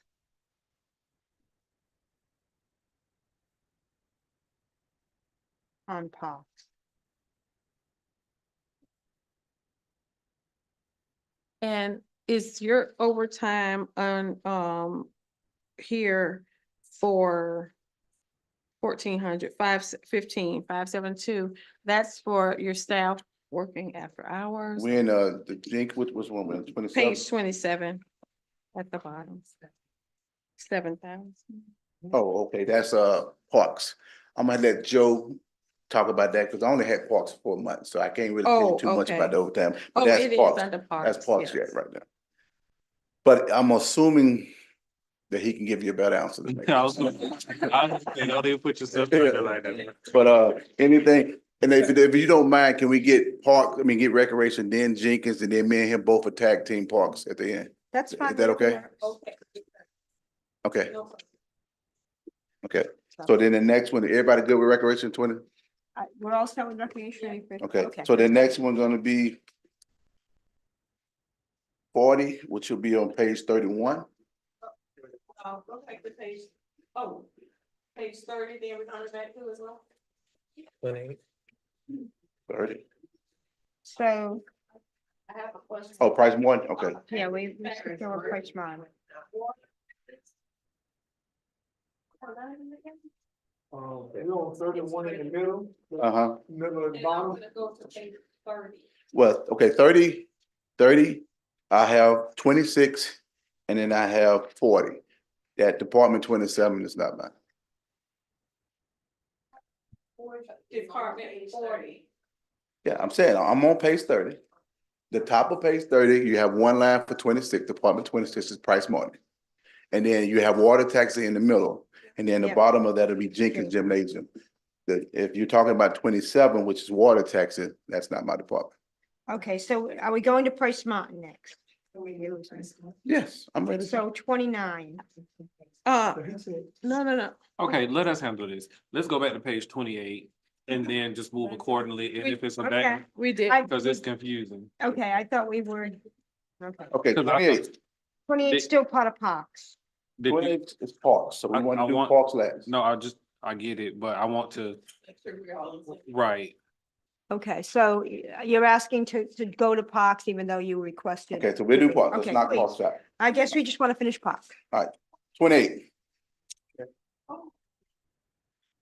And 28, but it starts on 27. 7, and you had a question, Commissioner Davis, on 27, right? Yeah, 27 and 28. And part of 29. So my question, you said, I thought you said we were doing. Yeah. Yeah, he's with me. He's coming up. We gonna knock it out. He's so excited. He's waiting. Go ahead. Okay, go ahead with your question. So. Overtime. Overtime, yeah, overtime's quite simple. The parks crew is in charge of going down and cleaning up the bathrooms 4 hours and after hours at certain times. They're also in charge of cleaning out all the, dog waste stations. So that's where they accumulate some overtime. It's not always, but sometimes they have to get in there early. When people use the dog stations as trash cans, so we have to get there before people start walking around. So they'll get there early, so they'll get some early overtime. So it's not crazy overtime, but it is there because we do have to maintain the bathrooms and the sanitary conditions of the riverfront. And that is more cost effective, obviously, on that amount. Yes, than ma'am. hiring a It person. absolutely is. Okay, Just- no, that's good. Okay, So I'm not sure if this falls up under parks. the bathroom that we purchased. Hank Bryan? Yes. Does that falls up under this, Yes. correct? Is it in there to get it operable? Yes, we're finishing up the small touches on it. We put all we stocked it and put all the supplies inside of it now. So hopefully by next week, it'll be open, dusted, done like normal parks. But are we also finishing up the security piece to where it can open and close automatically with the system? Which was just completed. So now with that, we purchased that with under the understanding that when we have certain events throughout the community, that would be our go-to instead of having to rent out, correct? Now, Yes, sir. so you're talking about two different things. You're talking No. about the mobile restroom or you're talking about the one at Hank Bryan? The I'm talking permanent? about the mobile restroom. Yeah, the Okay. mobile restroom, we had issues with the hurricane that they took the doors off. Me, myself, well, Tyler's not here. We're talking to Clayton, a company that's based out of California that's trying to get the doors in to get them fixed. We They in should be, hurricane season again. well, it took us a while to get this. Unfortunately, those doors are proprietary. I'm sorry. No, you good? And it was very difficult for us to even contact these people to get hold of them. It was quite the process. It took months. And then for them to actually get them, they don't just have them on the shelf. They're gonna have them made. So that's been the holdup. And they have to be sounds shipped, they have to be expensive. shipped from overseas. That sounds very expensive. I have to say. And aggravating. Long story short, the doors are $325 a door, but it cost us almost $900 to get it shipped. Wow. So there's none local No that we were local. able to find. So they have a monopoly. Yeah, absolutely. 100% proprietary. Wonderful. What page you on? 28? I was asking because I didn't see anything for it. The mobile. And I know that was, But to add to the mobile rec, Commissioner Campbell, it has the label of mobile restroom, but it takes a lot to move it from location to location. So it's not really mobile. conducive to move it a lot. So now if you're gonna move it somewhere for several days or several weeks, that's great. But well, I moving thought it back that and was forth. just the way that when we were having a conversation about it, that was the intent of it. Not Yes. just solely to be at that park, but to be mobile. So maybe I'm having a misunderstanding, but that's what I thought. And I get there may be a little bit labor Mhm. with regards to it, but that was the intent and not just to Yeah. get there. Because if that was the case, we should have looked at building some stationary bathrooms. Per park. And to be totally transparent with you, that is exactly the intent was. The purchase of that brand was not thought out to the point where make it mobile like we wanted it to be. Where is it currently parked? It's actually in the back of Jenkins. Okay. No, we got it roped off now until we get the doors in it. So where does it live? It should be at Booker Park. Oh, Booker Park, part of the Booker Park grant and the things we did on the Booker Park, we had to have a restroom piece there, down at the softball fields, by the softball fields. Yes, and instead of having a permanent restroom right there, we made a mobile so we could utilize it there. And then when we did things on the riverfront, we could bring it instead of using porta pots. and where's this line item? That's what I was trying to It's figure. it's not, That's is what I'm is there a circling back. line item for it? The restroom now, it's just under building, it goes up under building maintenance at Jenkins. Cause it's stationary at Jenkins right now. Would it And- be helpful to have a line item in the In budget the so we correct could place. Yeah. ascertain where the heck it is? Yeah. Because I'm, What it's yeah. costing. I Because if agree. it's under building and maintenance at Jenkins, but it should be at Booker Park, Fields. But we utilize it right now. It'll be utilized right now. It's moving back and forth. We utilize it at Jenkins when we have the soccer's in the football out and stuff. It gives us a restroom that they can use. I go and utilize the facility inside the building a lot. So, but we can put a line item I there. think from an auditing perspective, if we, and maybe I'm just thinking from the school perspective, because if we were to purchase something and it was a part of a specific grant, it would have needed to be listed and housed wherever that particular grant portion was. Mhm. So I, for sake, would want to see that it is properly placed, either at the line item is placed where it needs to be placed. So in the event of an audit, and not sure how that would cross-reference, because I'm thinking of how we do it in education.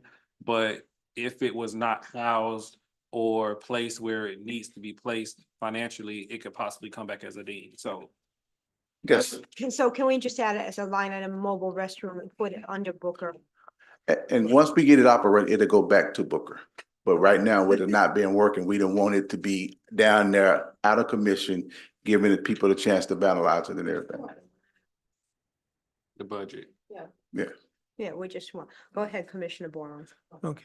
Oh, I can just comment on that one as well. And I don't know if the finance director might be able to kind of chime in on it as it relates to the auditing piece. I think if it might suffice that you could have a comment in there that maybe help satisfy maybe any auditing questions, maybe as it relates to the location, even though it may have been procured for one area, even though it's mobile, it's located one other place, but then maybe if you put a comment in a section to say, okay, well, hey, it's actually used at this location because of whatever reason. I'm just asking a question. That you bring up a great point. I would reference the grant agreement and Right. make sure the terms of the agreement specifically state that the funds are used for that specific location only. Okay. If that is within the terms of the grant agreement, then yes, we would need to keep it stationary at that specific location. Mm. But if the grant is, open to any location, then it wouldn't matter. Okay, so while we're still on parks, I had submitted a few items or whatever, and I think they have been taken care of as it relates to the safety issues, but I saw where one of the play areas was taken care of, but then there was another one that had platform that was really are both of them We've been addressed? looking at, remember, we just met on it So- earlier. this So week. the situation with the parks, playground equipment. The playground equipment that we have here is probably about 25 years old. It's almost 10 years past its shelf life. All our playground equipment need to be renovated or processed new. What I was talking to Ms. Cardi about earlier this week was we got a quote from Game Time, which is a playground equipment person. And they're saying $62,000 to give us a complement playground that we have at Hank Brown, like Hank Brown. Right. Booker Park will be similar. So for about $230,000, we should be able to renovate all the parks that need new playground equipment. That's not counting the new playground equipment that's going down to the riverfront. Right. Well, if once we get a green light, I use my military discount on a lot of stuff we get. We buy stuff at Lowe's with military discount. So I would definitely start working those numbers if we have the green light to try to get a buck. Unfortunately, Shawbalk has already allocated money for a new playground equipment. We know the playground equipment at the riverfront is coming in, but Fred Green, Booker Park, Hank Bryan, and then I wanted to put a nice little playground equipment at Placker Heights. So that would give us 4, that's 12, that's Placker Heights. Yeah, 'cause this Have a splash pad put over there. So that's why we need nice equipment over there for a splash pad. But this was a very, very, Yeah. very In that situation, Commissioner. bad situation. In that situation, we had it roped off on August the 4th. We had it roped off with caution tape and everything, had a deadline and everything. And then we talked to Ms. Carter that day to try to work on getting it fixed. That's the same day we had Game Time come by and give us a quote. Right. I don't know who took all that off because the simple fact, it wasn't the city. Somebody had to remove that. My guys went back out on Monday morning and wrapped everything back up with caution tape and deadlined it again. So we're trying to get everything fixed. But unfortunately, it's a budgetary issue where we're trying to find $60-some thousand for just Hank Brown alone. Right, but just an advice, can we do something a little bit more permanent that they just can't take off? Cause Yes. that small stuff is administrative stuff, they can just cut and rip. So, but if somebody get hurt on this We here. can put a barrier on. It was better off taking it out for the short term. Yeah, we need to either take, Can't take it down. We'll work on that tomorrow, sir. Absolutely. Okay, thank you. And I had sent it to them and they quickly responded. Mr. Cartwright and Mr. Verrecchio. Yeah. Yes, sir. I got one question. Any, go ahead, do you have a question? Go ahead. Oh, I'm sorry, Commissioner Davis. Go ahead. I didn't know. Line item 4657. And it says playground at 12th and. River Street. What page? 28. 28, 12th and River Street? yeah, Well. right after you go over the tracks. Placa Heights. Right on the right. Right by Zell. There's a garden out Yeah. there, some Yeah. old metal equipment from Yeah. the fifties. Yeah. The gardens across the street. You haven't had me, I'm like, I live, I'm like, I know what you're talking about. Yeah, that's down there. Yeah, I know what you're talking about. They used to call it. Gotcha. So that's. Oh, and another one. Maintenance at the riverfront. Where it has been 31,000, same page, this line item is 4658. And that is a lot of money that increased. And, huh? Which line? 4658. 200, and usually average around, it range from $31,982, 47,947, and went to 243,000. Typo? I don't think it's a typo. I believe it's part of the problems we're currently having with the floating docks and the Army Corps of Engineers. There's a conversation about having to replace vegetation that's well into $170,000 within the water. It's not just common vegetation. So that's why that line is heavy, because we will have to pay for those in order to get right with the Army Corps of Engineers, in order for us to reestablish the floating dock we lost just to get our permits and everything in order. So that large number encompasses the docks and the things that we are against code with the Army Corps of Engineers. We don't have any beautification grants, we don't have any, CRA money. I can't answer that, sir. I'm sorry. I'm saying. Can I add, is you're talking about 243,000? Included in that is 170,000 plus 73,000, and that's for the splash pad. That's where we have the splash pad budgeted. That's No, that's the. No. No? And the splash pad's not even going down now, so. Well, the splash pad was separate, I thought. Yeah, I thought it was Something like separate. that added up to 243. What she just said. Well, that's what, Bottom line is, That's the GL line, if you go to the next page. yeah, the splash pad is separate. financing. So you have the capital purchase for the splash pad, but you also have maintenance for the splash pad. Right. Yeah, So it's not going there anymore, but is the maintenance, I didn't think that was, do we have a maintenance cost for the splash We pad didn't yet? get to that page. Nope. I know, Oh, I'm just okay. saying, I thought She that, made a good point. Questions on it? yeah. So the 200, okay, so the 243,000 is to cover the floating docks issue. What's the 243? Right, that's, Vegetation floating docks, meet the Army Corps. No, it wasn't. No, okay. That was, where's the splash pad? I think we were. It's the next page. Okay, where is it? It's 375, it's line item 6403. Right, so that was for, you're correct. That was for the floating docks. Okay, so that's Right. what Mr. Verrecchio That's said. correct. That was for the vegetation required of floating Right, docks to meet the Army exactly. Corps of Engineers requirement. And just, yeah, It's just, for the yes. picture. just a question, Ms. One Cardi. 1 minute, 1 minute, I'm Okay. to finish talking. Go ahead. I thought, Thank you. I thought we had a solution for the vegetation and all of that was, no? The solution, we're still not complete. She's talking about Connie. Yes, ma'am. Right, Anyway. yeah, we're still not complete. They're working and we're trying. But we have to work at their pace. They have an alternative. They call it the credits. However, they have not been able to give us a finite number for that part. They're still investigating themselves. Who is And they're that? the experts. Who is that? That would be Connie with Bob.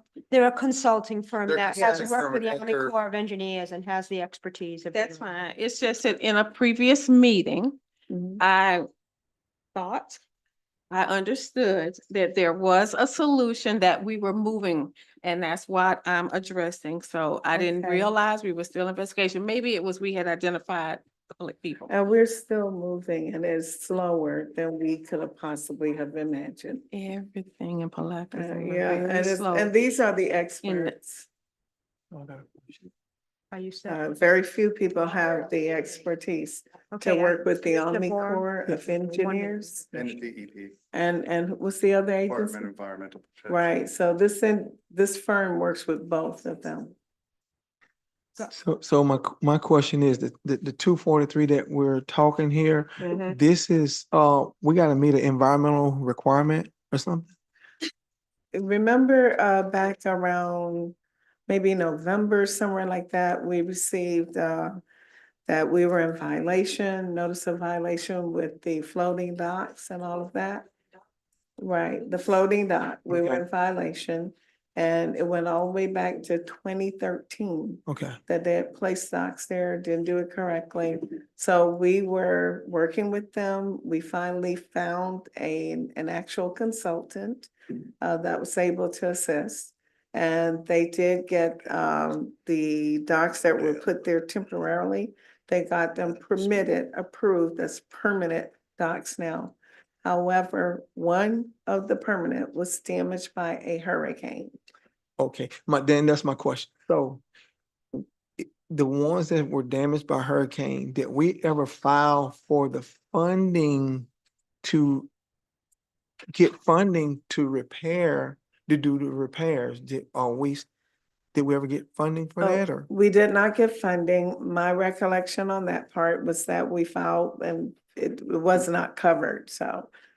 So we will, let's Okay. keep talking. Go, give me better clarity. Yeah, we had to We've been provide watching. in order to get funding from the hurricane, we had to provide the permit that the dock was That's originally what- So it installed. wasn't know we permitted, so started. FEMA wouldn't Which fund. we Right. could not provide, and we still cannot We provide, couldn't. but we're getting close with that, and that's where this is going. That's why we could not get the reimbursement, Because because FEMA when we wouldn't refund started without the permit. proceeding, Okay, we had no permit. They were put in as temporary docks, and then they were only supposed to be there for 30 days. And then they came back, they removed them, then put them back in. Fast forward, 13 years, they came back out and said, hey, these are not supposed to be here. So Right. we didn't even know that as a collective group, the new group, until we were like, hey, FEMA, we lost our dock, can we get it replaced? Right, That's when we were alerted to all of our issues. The issues, Yeah. yeah. Yes. so I did saw Technicality. that too. Sir? so we gotta pay 243 for a technicality. Possibly. What we're doing with this engineering firm, part of that is to save us as much money as possible. So Yeah. if we pay if we may get away without having to spend $172,000. They're still in the midst of working on it. They do this thing that's called land credits that they'll work with us. Right, They haven't provided us with that number yet because they're not sure exactly how much that we need to land swap or credit swap with them. So it's a bit convoluted, I apologize, but we are working on the solution and possibly saving as much possible money as we can. Okay. yeah, and they did actually finish something recently. Yes. Yeah. Any other questions on parks? Just an update. Can you start adding updates like that in our? Okay. Yeah, I did actually send this to the commissioners. Yeah, Yeah. okay. Yeah. I do have a question with regards to safety of the riverfront, and more specifically with just some of the recent tragedy that happened. Is it not a plan or is it not, a practice to at least on those docks have some type of floating device that could be thrown out in the event of a person going overboard? So like life preserver. type Like of a thing. life Do preserver? not have anything currently, but it's a darn good idea. Great idea. I would like to take that in Goodness. consideration and make that something that is a part of the Rather budget. economical solution. Yeah, because something like that could possibly save a life. And I think though that kind of practice would probably just better to have it and not need it than to need it and not have it. Yes. Okay. And along those lines, lights, no lights? No lights on the piers. I know. It'd be costly to do so. You couldn't do anything like solar related? We could, problem with solar lights are they're very short term. They don't last longer than a season and a half, and you start to have problems. They need to be replaced constantly. The maintenance on them is very high. We could do something. Let's do something. Let us look into that. I will. And yes, ma'am, I'll report back the next time we speak. Right. Okay? Also, if I may, with the, regards to the River Street retaining wall, we did put up, barriers and stuff. They knocked them down, so we send them out there daily now since we spoke about it. So what we're doing tomorrow, and this might not be appropriate place, but I just want to let you know, we're gonna build something out of wood and permanently put it in place until we can, solve that problem, okay? Just so you know, it is being taken care of. Thank you. Okay? Yes. And that same barrier will go around the Hank Brown playground equipment. too. That's right. Thank you. Okay, on to Price Mountain. Is that where we're heading next? So this, Okay, sorry. is the splash pad going to stay, does it matter that it stays there or? Well, it's in the splash pad. It needs to go to Booker, It's on 15, it's still a park, but it's Okay. gonna go over to Booker Booker. Park now, Yeah. yeah. It was not No, identified. I where- mean, I know that. That Yeah, but wasn't the my amount question. is gonna go into the Booker Park budget too. Yeah. That's my question. That's what your question That's is. my Yeah, that's question what and I'm trying to. Just clarifying, that's the question. Okay. As it relates to, if I may, putting it inside of the budget as it is now, it will be on the September 10th agenda. Because even though, last time we had the meeting, there was conversation about where to place it. But we went back and we looked at the tape. We couldn't see where We you voted on it. voted yay to start or not to start. I'm wrong, because I went back twice. How, and you, When we cause you voted- got excited about it. I never. Okay, so we just wanted to be sure, that's all. So we did, and I did get excited, you're right. So I just want to be sure. I asked, did they vote? Yes, ma'am. If we Okay, well, I voted, kept once, asking that this morning. once I it, brought two people in and Well- asked, well, did no, they vote? once it passed, you need to move forward. Okay, we moving forward. We just wanted clarity. So, Did you yes. clarify with the clerk? So if I can answer now that I have it clear, because I brought my staff in this morning. My question, Uh-huh. did we vote to pass for the splash pad? So if we voted to move forward with it, why would we wait? We need to move forward. We, in general, not specific to the location. In the past, we voted to move forward with this. Okay, because that was the question that we had as a discussion today. Matter of fact, exactly what you said, if I can be transparent. Because I brought the team in and said, now we're ready to move forward. Do we need to put this back on the agenda for them to vote again? And one staff member said, no, they voted way back when they Right, did the budget. correct. I said, okay, so let's just be sure. Just move forward. Okay, so we're moving forward and moving forward, don't be upset, we're trying. I'm ready. But the point is, moving forward means that, yes, I do have it in next year's budget. Yes, and we There it definitely is. voted on having it go to Booker Park. Right, we got that part understood. Okay, Thank you. I do have a go question. ahead. So you mean this 375? It was 375,000 in the original budget. Correct.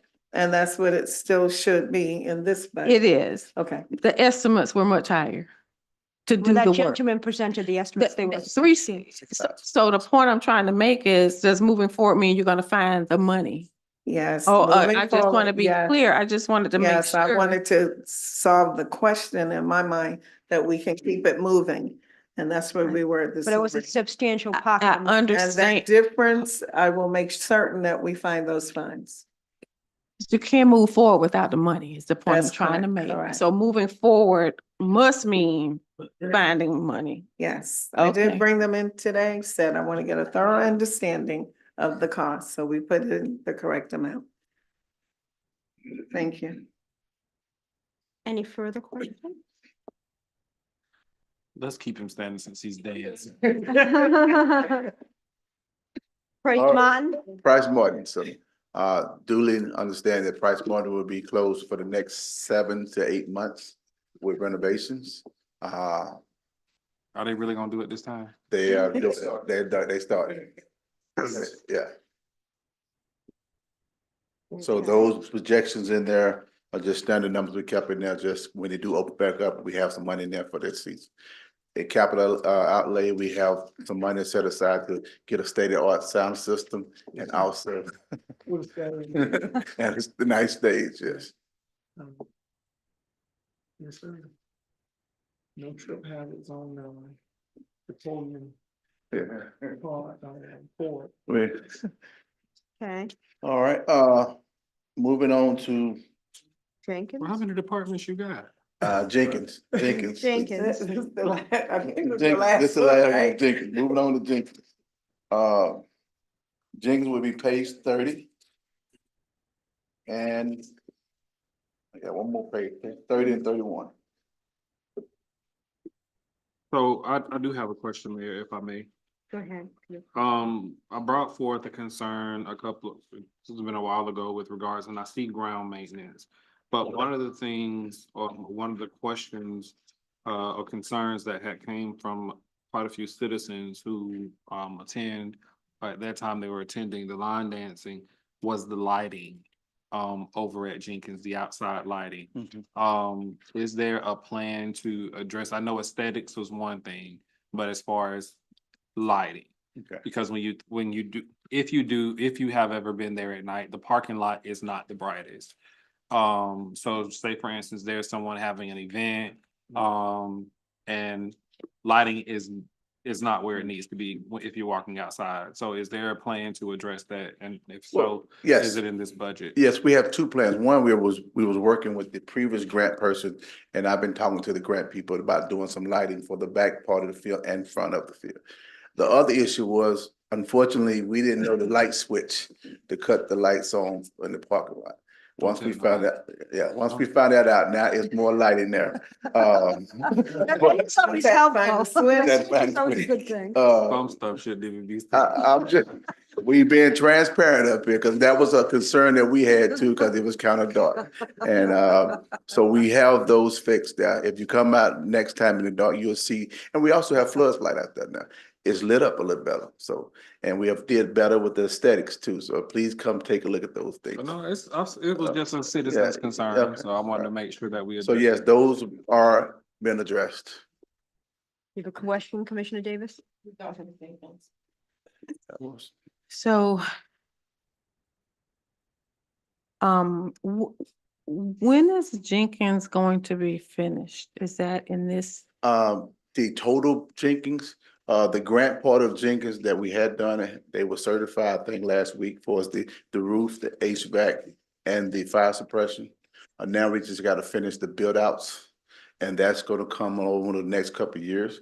With the Newtown Museum, with the build out of the possible fitness center that we're going to put in there, and other things we're doing with the handicap accessible. Money's allocated, we just got to get the work done. One of the problems I'm having is finding GCs to stick to their word. I have probably 7 GC quotes from several for each thing we need done, but then when you come back, the price change. And then we also waiting on the grant person to allocate some changes that we made in the grant for some funding, painting, and also security, and also some other stuff to reallocate the funding so we can move forward with that too. So to answer your question about when it be finished, Okay, late 26, probably 27 totally. then, okay. Then let me ask this question. Of the items that have been finished, I am using air quotes. That's right. Has there been a punch list? Is anybody gonna go address the items that are not done properly or well, or So i.e. the gym floor, i.e. the bathrooms are not done, right? okay. Okay, go Yeah, ahead. so those punch lines are already in place. The gym floor, the temporary fix we did for the gym floor was just a temporary fix for back in the day when we had issues with the Placa High School. We have set aside money, and that's one of the questions about the GC. I was quoted $32,000. And then when we started moving along and move forward with it, it went to $42,000. Because he said he missed this. I have another quote for $49,000. So it's one of those things where the number keep moving to the right. The handicap in the bathrooms will be addressed in the next couple of weeks. We're looking at trying to finish the gym equipment inside there. So we have punch lists of getting things done. But one of the major issues besides the gym floor and the doors everything else is in that grant allocation. So we have to make sure the funding is moved around to say we can actually do that now. Because what happened was we budgeted $95,000 in painting. When we got the quotes was less. But when we got the quotes was less for painting, but they was higher for everything else. So we tried to reallocate some of that painting money to take care of some of the handicap accessible stuff. And now we're waiting on Theo them and Nicole, which is the graduates down there in Tallahassee or wherever they're from, to wait them to give us approval to make that change. Any additional questions? Is the fence consideration included in that as well? The fence is rooted into next year's budget of $50,000 that we set aside. The quote I got for the fence was $42,000 to do the fence out there. So I'm trying to find lesser quotes. What about the fence? Well, we wanted a better So, feasible fence to where it's an open and close out or shedded and also just look nice and also finish the left side of the building, the right side of the building if you're facing it. Any additional questions about Jenkins? Okay. Thank you. But now we can get a better fence if y'all allocate another $25,000. Rhode Island? Yeah, like, I'm just saying that the quotes are coming in higher now. so Go ahead, Commissioner Davis. no, you know what? One of the things that concerns me more than anything, we spend the money. I just don't see that the work is done well, that it's done complete. And it almost comes across as a waste. I mean, or I'm not sure there's a standard that's being met and we're paying for things. And I don't see time, and not just you, I'm speaking in general. You know, we pay someone to do something and it's not done well. Where's the follow-up? What's in the contract to address that? And then when we say we're addressing it, we're a year later. So now we got some maintenance issues. And that's just a concern for me in general. It's also concerning that we can't find a GC and prices keep going up. When we have some standard processes, we buy things and we hire people all the time. So I don't know, maybe that's an opportunity to look at some of our standardization of processes. I don't know, but quality is what I'm concerned about for our city. And I think, again, I'm not sure the status of the procurement person position. But I mean, I think that will be helpful to have somebody who's totally focused on that. Well, we do have a process in place. I know, but it's helpful to have somebody that's what they Mhm. do. That's the process is that not only to the grant the grant agencies come out and perform closeout, functions, but functions. additionally, we even utilize our project manager as well with the closing out of any projects. And so there's been a great emphasis this year on trying to be certain that we don't pay out final monies until quality is adhered to. So perhaps that's the change in what was done previously. Thank Yes, you. ma'am. Go ahead, Commissioner Boyle. And to just make sure, I guess, and I had asked prior to make sure that we are within budget, again, like we say, whatever we've in the past, we've had to work and rework a lot of things in it. One job, you'll pay for it 2 or 3 times. And so you can think about St. John's Avenue and some of the other things along there and other projects. So like Commissioner Davis is saying, we need to, when we get a price, we got to have the people to perform the project within scope, Yes, sir. within budget, Right. with very little variation that we should not continue to pay. Because I can give you an example. When we did St. John's Avenue, we ended up coming back paying $62,000 more than what we had initially agreed on. And then we had like a little stalemate there, but we didn't want to hold up our community. So, Okay. and a number of the other projects, but yes, thank you. Okay, thank you, Your- Mr. Cutright. Your walking track gonna be looking real nice, Mr. Davis. Thank you. Warden taxi, did we take care of that one? yeah. Who does warden taxi? They told me to hold Who on. was doing that previously? order a taxi? I've never done one. Do we have them? No. But I. Don't worry about it. Y'all talk. Don't worry about it. No. Don't worry it's about not- it. What is the question? Yeah, Let's the get question of my, We're ready. Go ahead, ask the question, I guess. We're Commissioner ready Davis. for the question. when will they be ready? What are we doing? Where are we? Okay, that's. So this is a project still in Yeah. progress for how many years now? Okay, so let me help. came- I can help if I may. And, the I know project- we're laughing, but this is not. Right, This is not because, okay. It's 2013. okay, well, we Okay. started in January, February, and we brought in I guys. just meant the city, even though you were not physically here, the city's been here. Okay, yes, But, ma'am. and they're in, so where are we? Okay, so where we are now, we did bring in two experts that have been working. What we found out is that a lot of things happen with the taxis. They put regular gas in it. They put the wrong kind of gas. When we talk about they, can we state whoever. people? I don't know. They doesn't mean anything to me. Am I explaining it wrong? Yeah, kinda. It Okay, wasn't. why don't you Okay, explain it so better? part of the problem was that they didn't put the wrong gas in there. The gas has been sitting, as you know, this thing's been a problem for years and years and years. So that gas that's been sitting in that engine has literally been there, and it starts, what happens is when gas separates, water floats to the top. Right. So water's all through that engine, all the injectors, every time they came out, it was, okay, we could do it. We're gonna do this, this, and this for this. That should solve your problem. They do this, this, this, and this.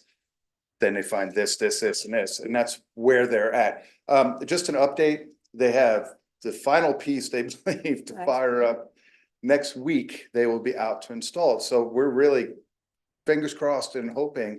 The problem is there's nobody here at the city who's a expert at boats, unfortunately. I have sent my mechanics over there numerous times. I had my mechanics over there draining the tanks to get all the water out of the tank, doing the best they can, but a diesel marine engine's a little bit different than what my mechanics are certified to do. So we were limited to our scope that we can help with the city.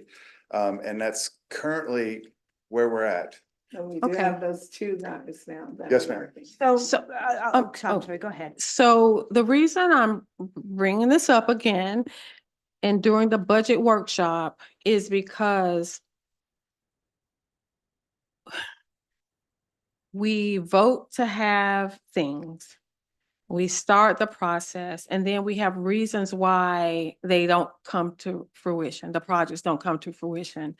And so 12 years ago, when this seemed, must have been a great idea, and we're 12 years later, my question is, at what point is what we're trying to do that was determined 12 years ago still effective? And it may be, but how do we know?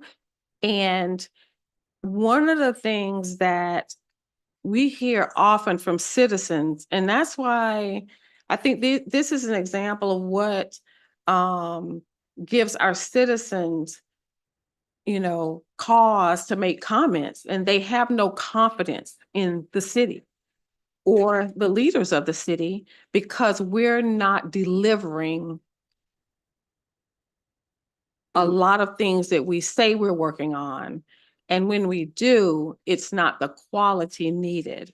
And so my question is not one to be answered, but for us to consider, then what really are we doing? And at what point do we come back and reconsider to see if something is still viable? And that's my biggest concern here, because we're wasting money all the time, whether it be in staff salaries, beating dead horses, or chasing floating docks, or gas in a diesel engine or a taxi, and we can go on and on. And it's not okay. And at some point, we have to make a shift to do better because we really are not accomplishing much. Thanks. Okay, Commissioner Borman? got it. I totally agree with Commissioner Davis, as it relates to that in conjunction with, the other thing we spoke about. But again, this thing been in play for quite some time.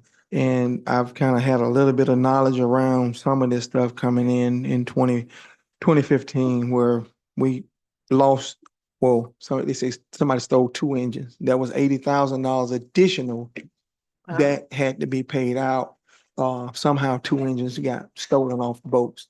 But anyways, moving forward, getting those and they're supposed to be in operational way prior to me coming on board. But anyways, so again, we need to understand and make sure that return on the investment is what is the return on the investment? So we need to understand that, and I need for our finance and city manager to write this up as to what is the return for the dollars that we spend, the services that the community is getting.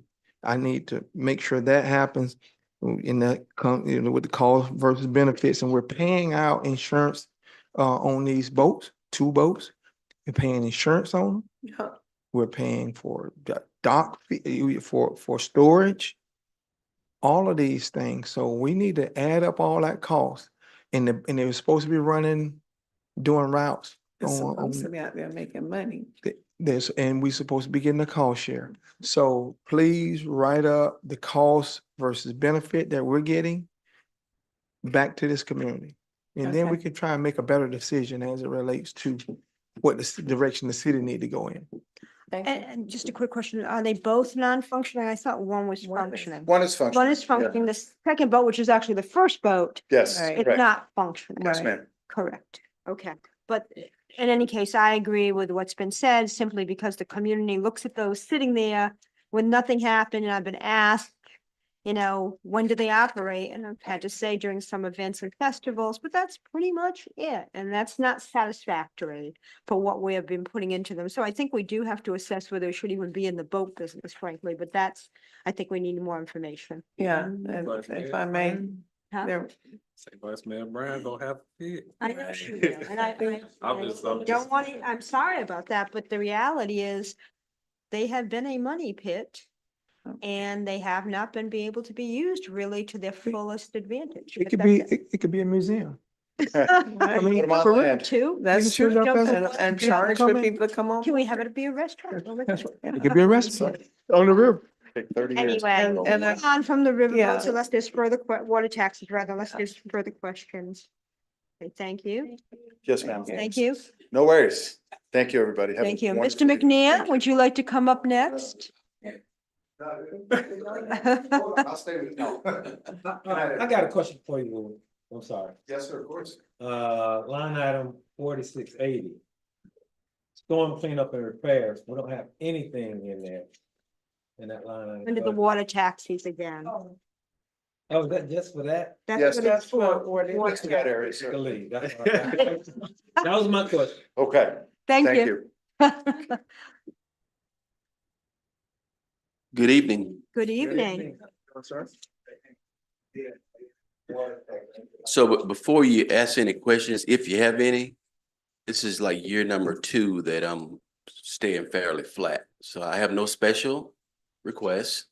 And you guys were so generous 2 years ago to give me the billets or slots for the employees. So I have the staff that I need. I got a vacancy that I can't fill right now because of space restraints. But in terms of the numbers you see, this is really just moving us forward. We have a lot of items that are compliant assessment related that we're going to get some help in trying to get regulatory documentation in place and those kind of things. But for the most part, it's fairly straightforward and it's fairly flat. So that means don't ask you any questions. No, sir, you can ask me the questions. Does anybody have any I'll questions shoot of straight Mr. with you. McNeil? I don't think we do. I think you're all set. Thank you. Great, thank you. Anybody else want to have that same?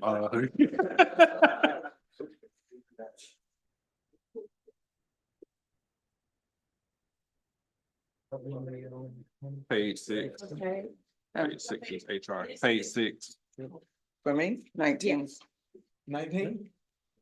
Yeah, that's mine. 19. Good evening. Good evening. No, no, I'm sorry. Number 6 in the center, you said the one in the center? Right. Okay, number 6. Okay. Page 6.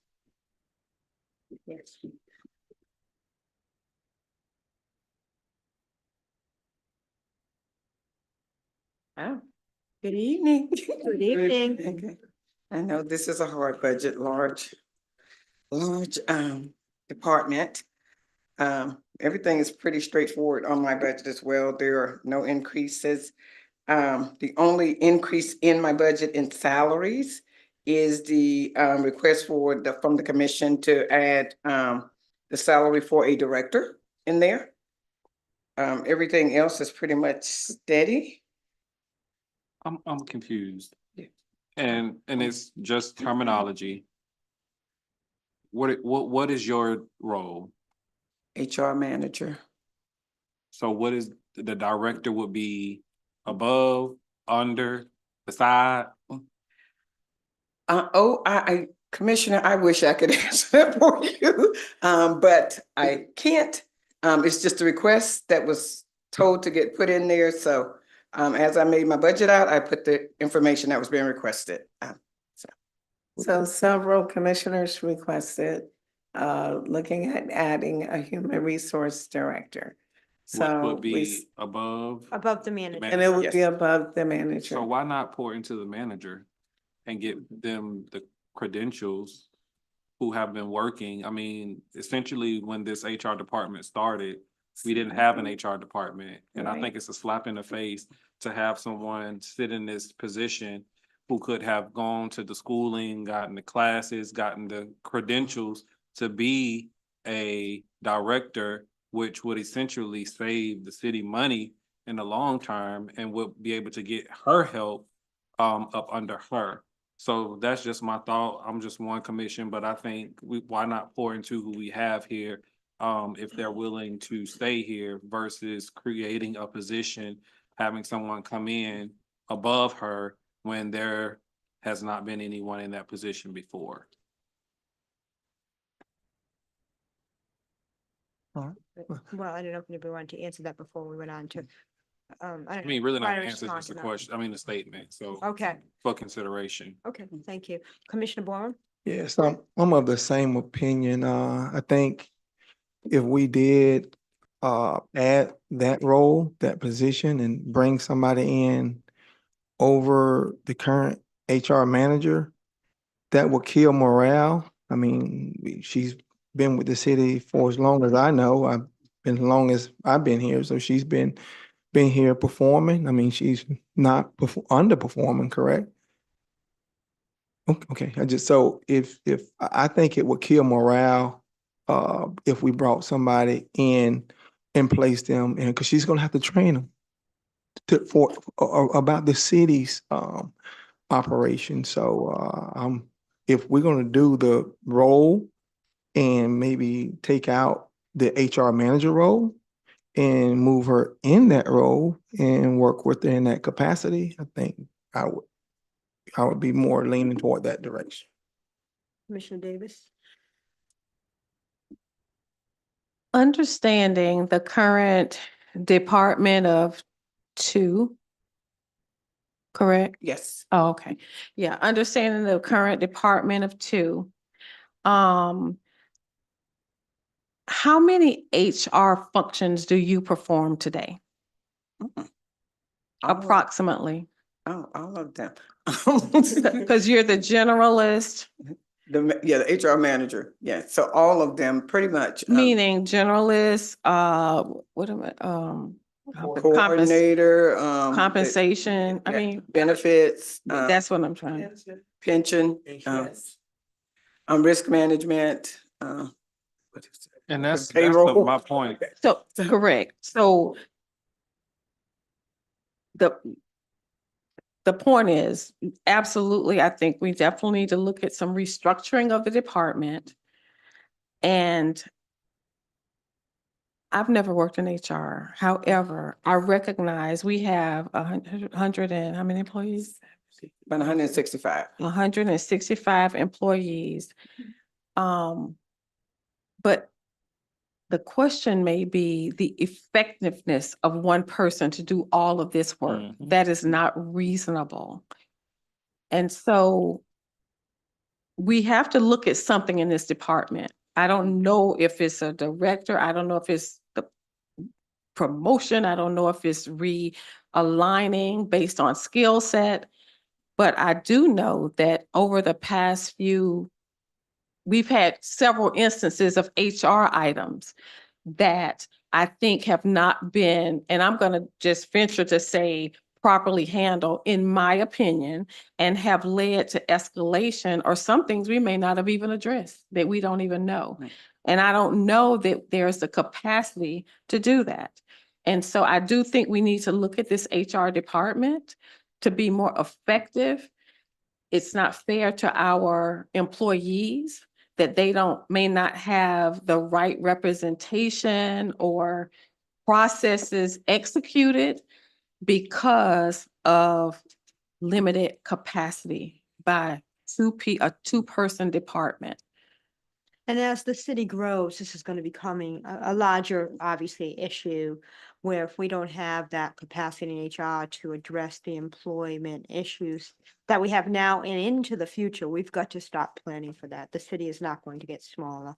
And so I agree. I also agree with as much as possible, if we have the right people and they're willing to learn more skills to become, we should be doing upward mobility. We should have succession plans. I'm not sure we're doing all of that all of the time in a good way. So I think we really need to look at all of those issues.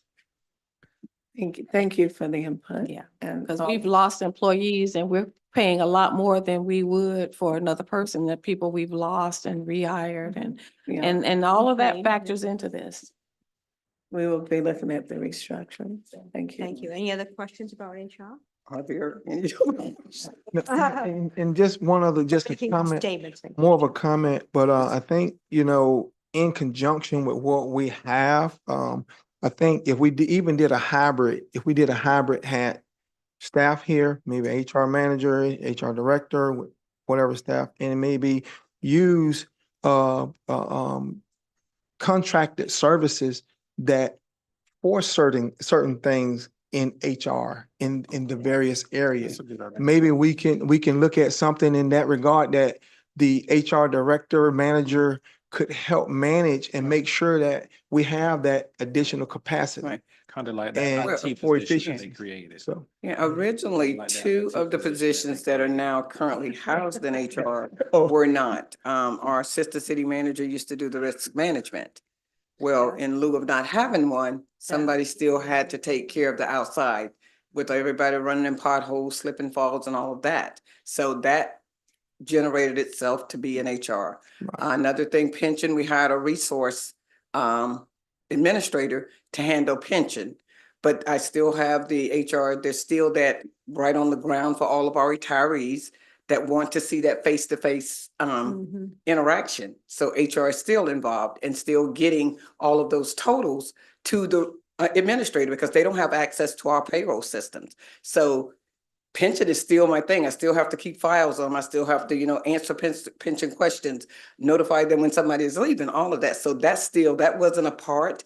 We had an in-house administrator that used to handle that. Now that's another component that's in HR. So it has been more things added to HR, although there hasn't been other bodies added to HR. Or money. right. Let's be honest.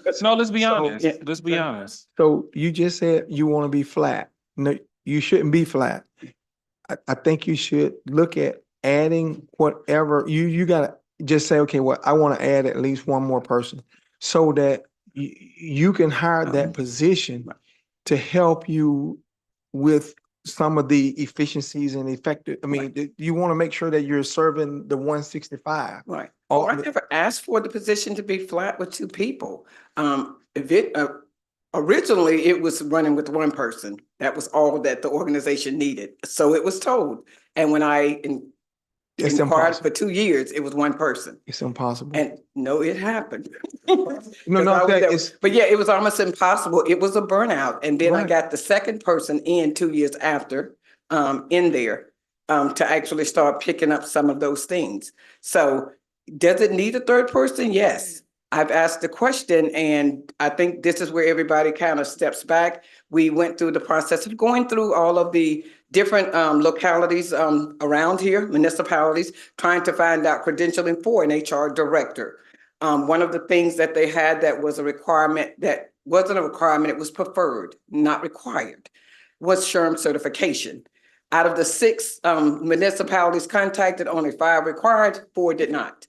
But they held the title of HR director and performed in that capacity. That information was presented, and then it was just flat again, let's not hire. We did hire or attempted to hire HR professionals.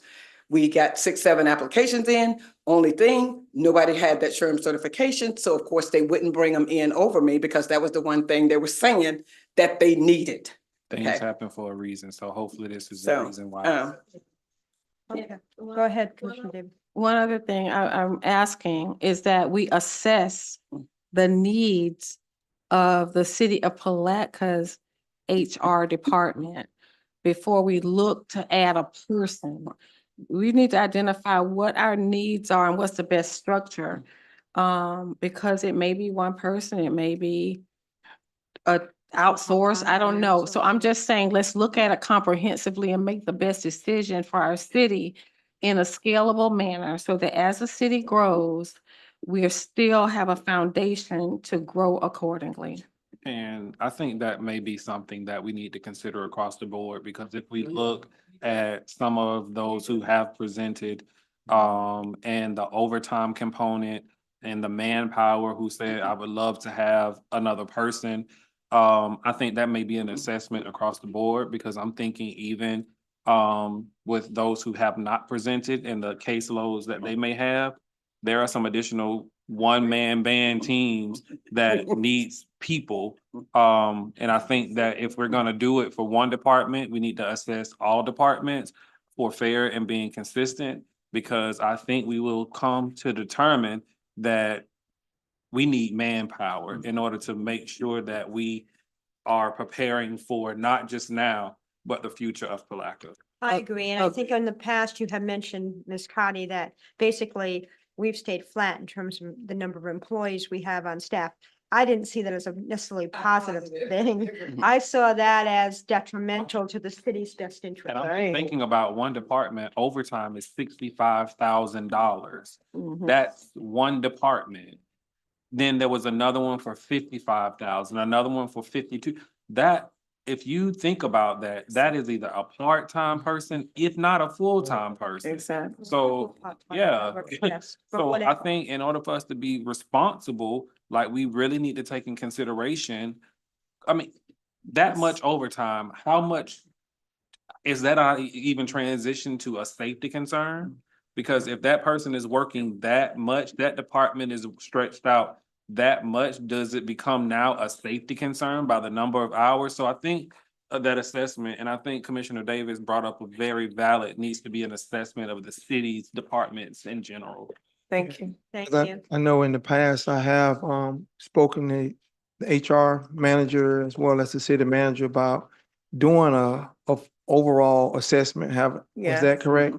So and if at whatever point, but I guess if she's already maxed out, she can't do it. Right. And so I think that could also reflect itself in the operational audit. And that's what we're also doing, because the operational audit will also show in all of that. And when they see all that overtime and all these other things and the people in the various departments, so all of that'll come out in Yes, some of that. But again, I'm here in support. Thank you. Any other questions? I think we're good. Thank you. Are we going to planning? That's a loaded question. Page 12. Yes, page 12. Mr. Agamo, Good evening. we're at page 12. Does anybody have The specific? bottom of page 12. Yes, and then it goes on to 13. Yes.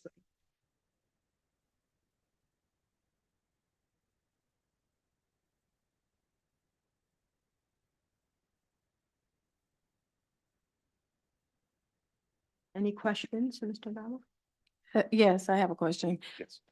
So for your budget, and I don't know if you've been here long enough to answer this the way I'm going to ask it, but have you identified any resources that the planning department may need for more efficient operations? I know you inherited and you've hit the ground running and been running. And I don't know if you've had opportunity to determine that, and if so, was it reflected in your budget request? I have. And I did request a new position in the budget for a senior planner position. Right now, it's the department of 4 people, one being a clerk, and 2 planners. Now the 2 of them are educated in planning. So I need someone with a planning education, so can help me with my work. We have a tremendous amount of workload in planning, a lot. I've been putting 10, 12 hours a day. And it's only going to increase So again. let me ask a question, Mayor. Go ahead. You said you have 2 people that are planners Yes, without planning. one of Background. them, One of them have the planning background. yes. When I'm looking at the schooling and conferences, and maybe I'm a proponent for empowering those who are in position to get the certification. And I Yes. think with our police department and our fire and some other departments, they're a prime example of water, when we think of what waterways, like there are people who have certain certifications. What incentives can we put in our budget to get those who are already employed? Not taking consideration the senior person, but what can we do, or what monies can we set aside to get those others that work for you the education in order to get certain certifications, or the education to be able to be better served? Because it's kind of hard to have someone that's on your team and they really can't contribute to the real need. Yeah, the money that we have in budget is sufficient. The The staff is going- 9,500? Yeah, the staff is going through training. They do attend webinars.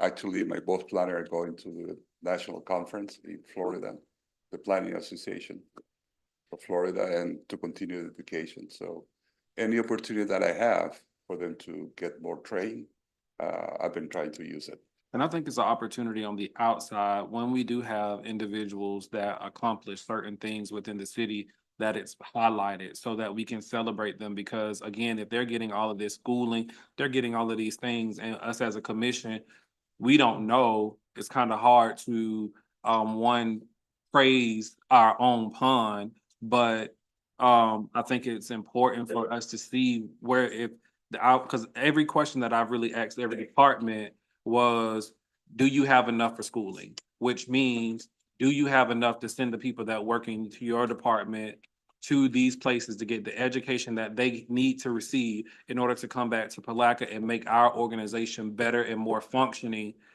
as a result of us putting side money in those line items for schooling and conferences. So that's why I wanted to make sure that I've asked across the board, is there enough in there for us to see the benefits of this money that's been set aside for schooling and conferences? I believe so, Commissioner. Thank you. Any other questions, Mr. Agama? Miss, Professional service, no, go ahead, Commissioner Davis. professional services, and I know that number increased significantly. Did we talk about this in a previous? I don't know, I was not here, but the Oh, professional Oh, service, this is for, yes, you're referring to the 100,000? yes. Yes. That 100,000 is to do the update to the land development regulations. And we apply for a grant Which is here. to the state for $75,000. And before you adopt the budget, I should have a response from the state whether we get the grant or not. Thank you. Thank you. Okay. Any other questions of Mr. Agama? No? Okay, thank you. Thank you. I also had code enforcement, if you want to do it Yes, now. please go to code enforcement.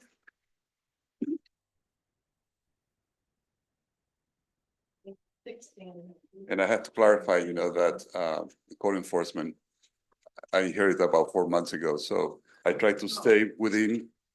I tried to stay within the current budget. I did increase. If I did increase, it was like a 3% in some cases, but I have a question, Mayor. Go ahead, Commissioner. With regards to, I see vehicle maintenance, but that went up. is there a vehicle for code enforcement? We have 2 vehicles now, and we put in the budget for another vehicle Okay. because we have 3 officers. So the maintenance has increased because of the potential new vehicle. Gotcha. Any other questions about code enforcement? Thank you. Thank you. Thank you. I think we've caught every department.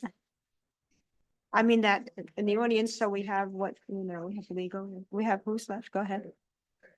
Miss Pierre.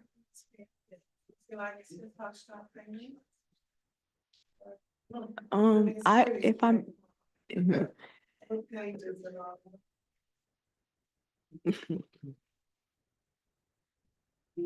I'm looking.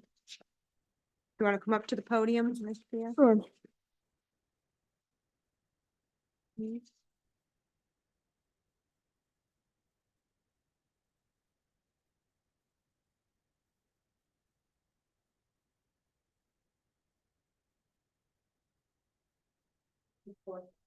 Okay.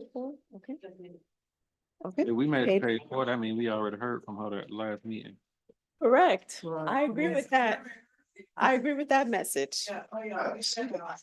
Yes, we did that.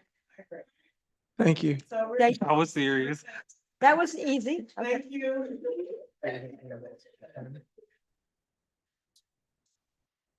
Legal. Yes.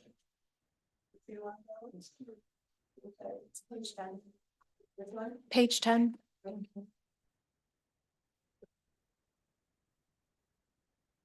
I think, before she even speaks, this is one that we would benefit from the assessment across the board.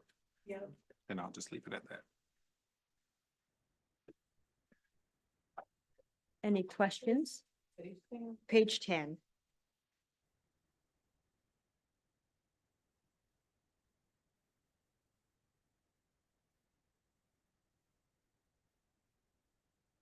So that 3,000 is just for a summer intern or?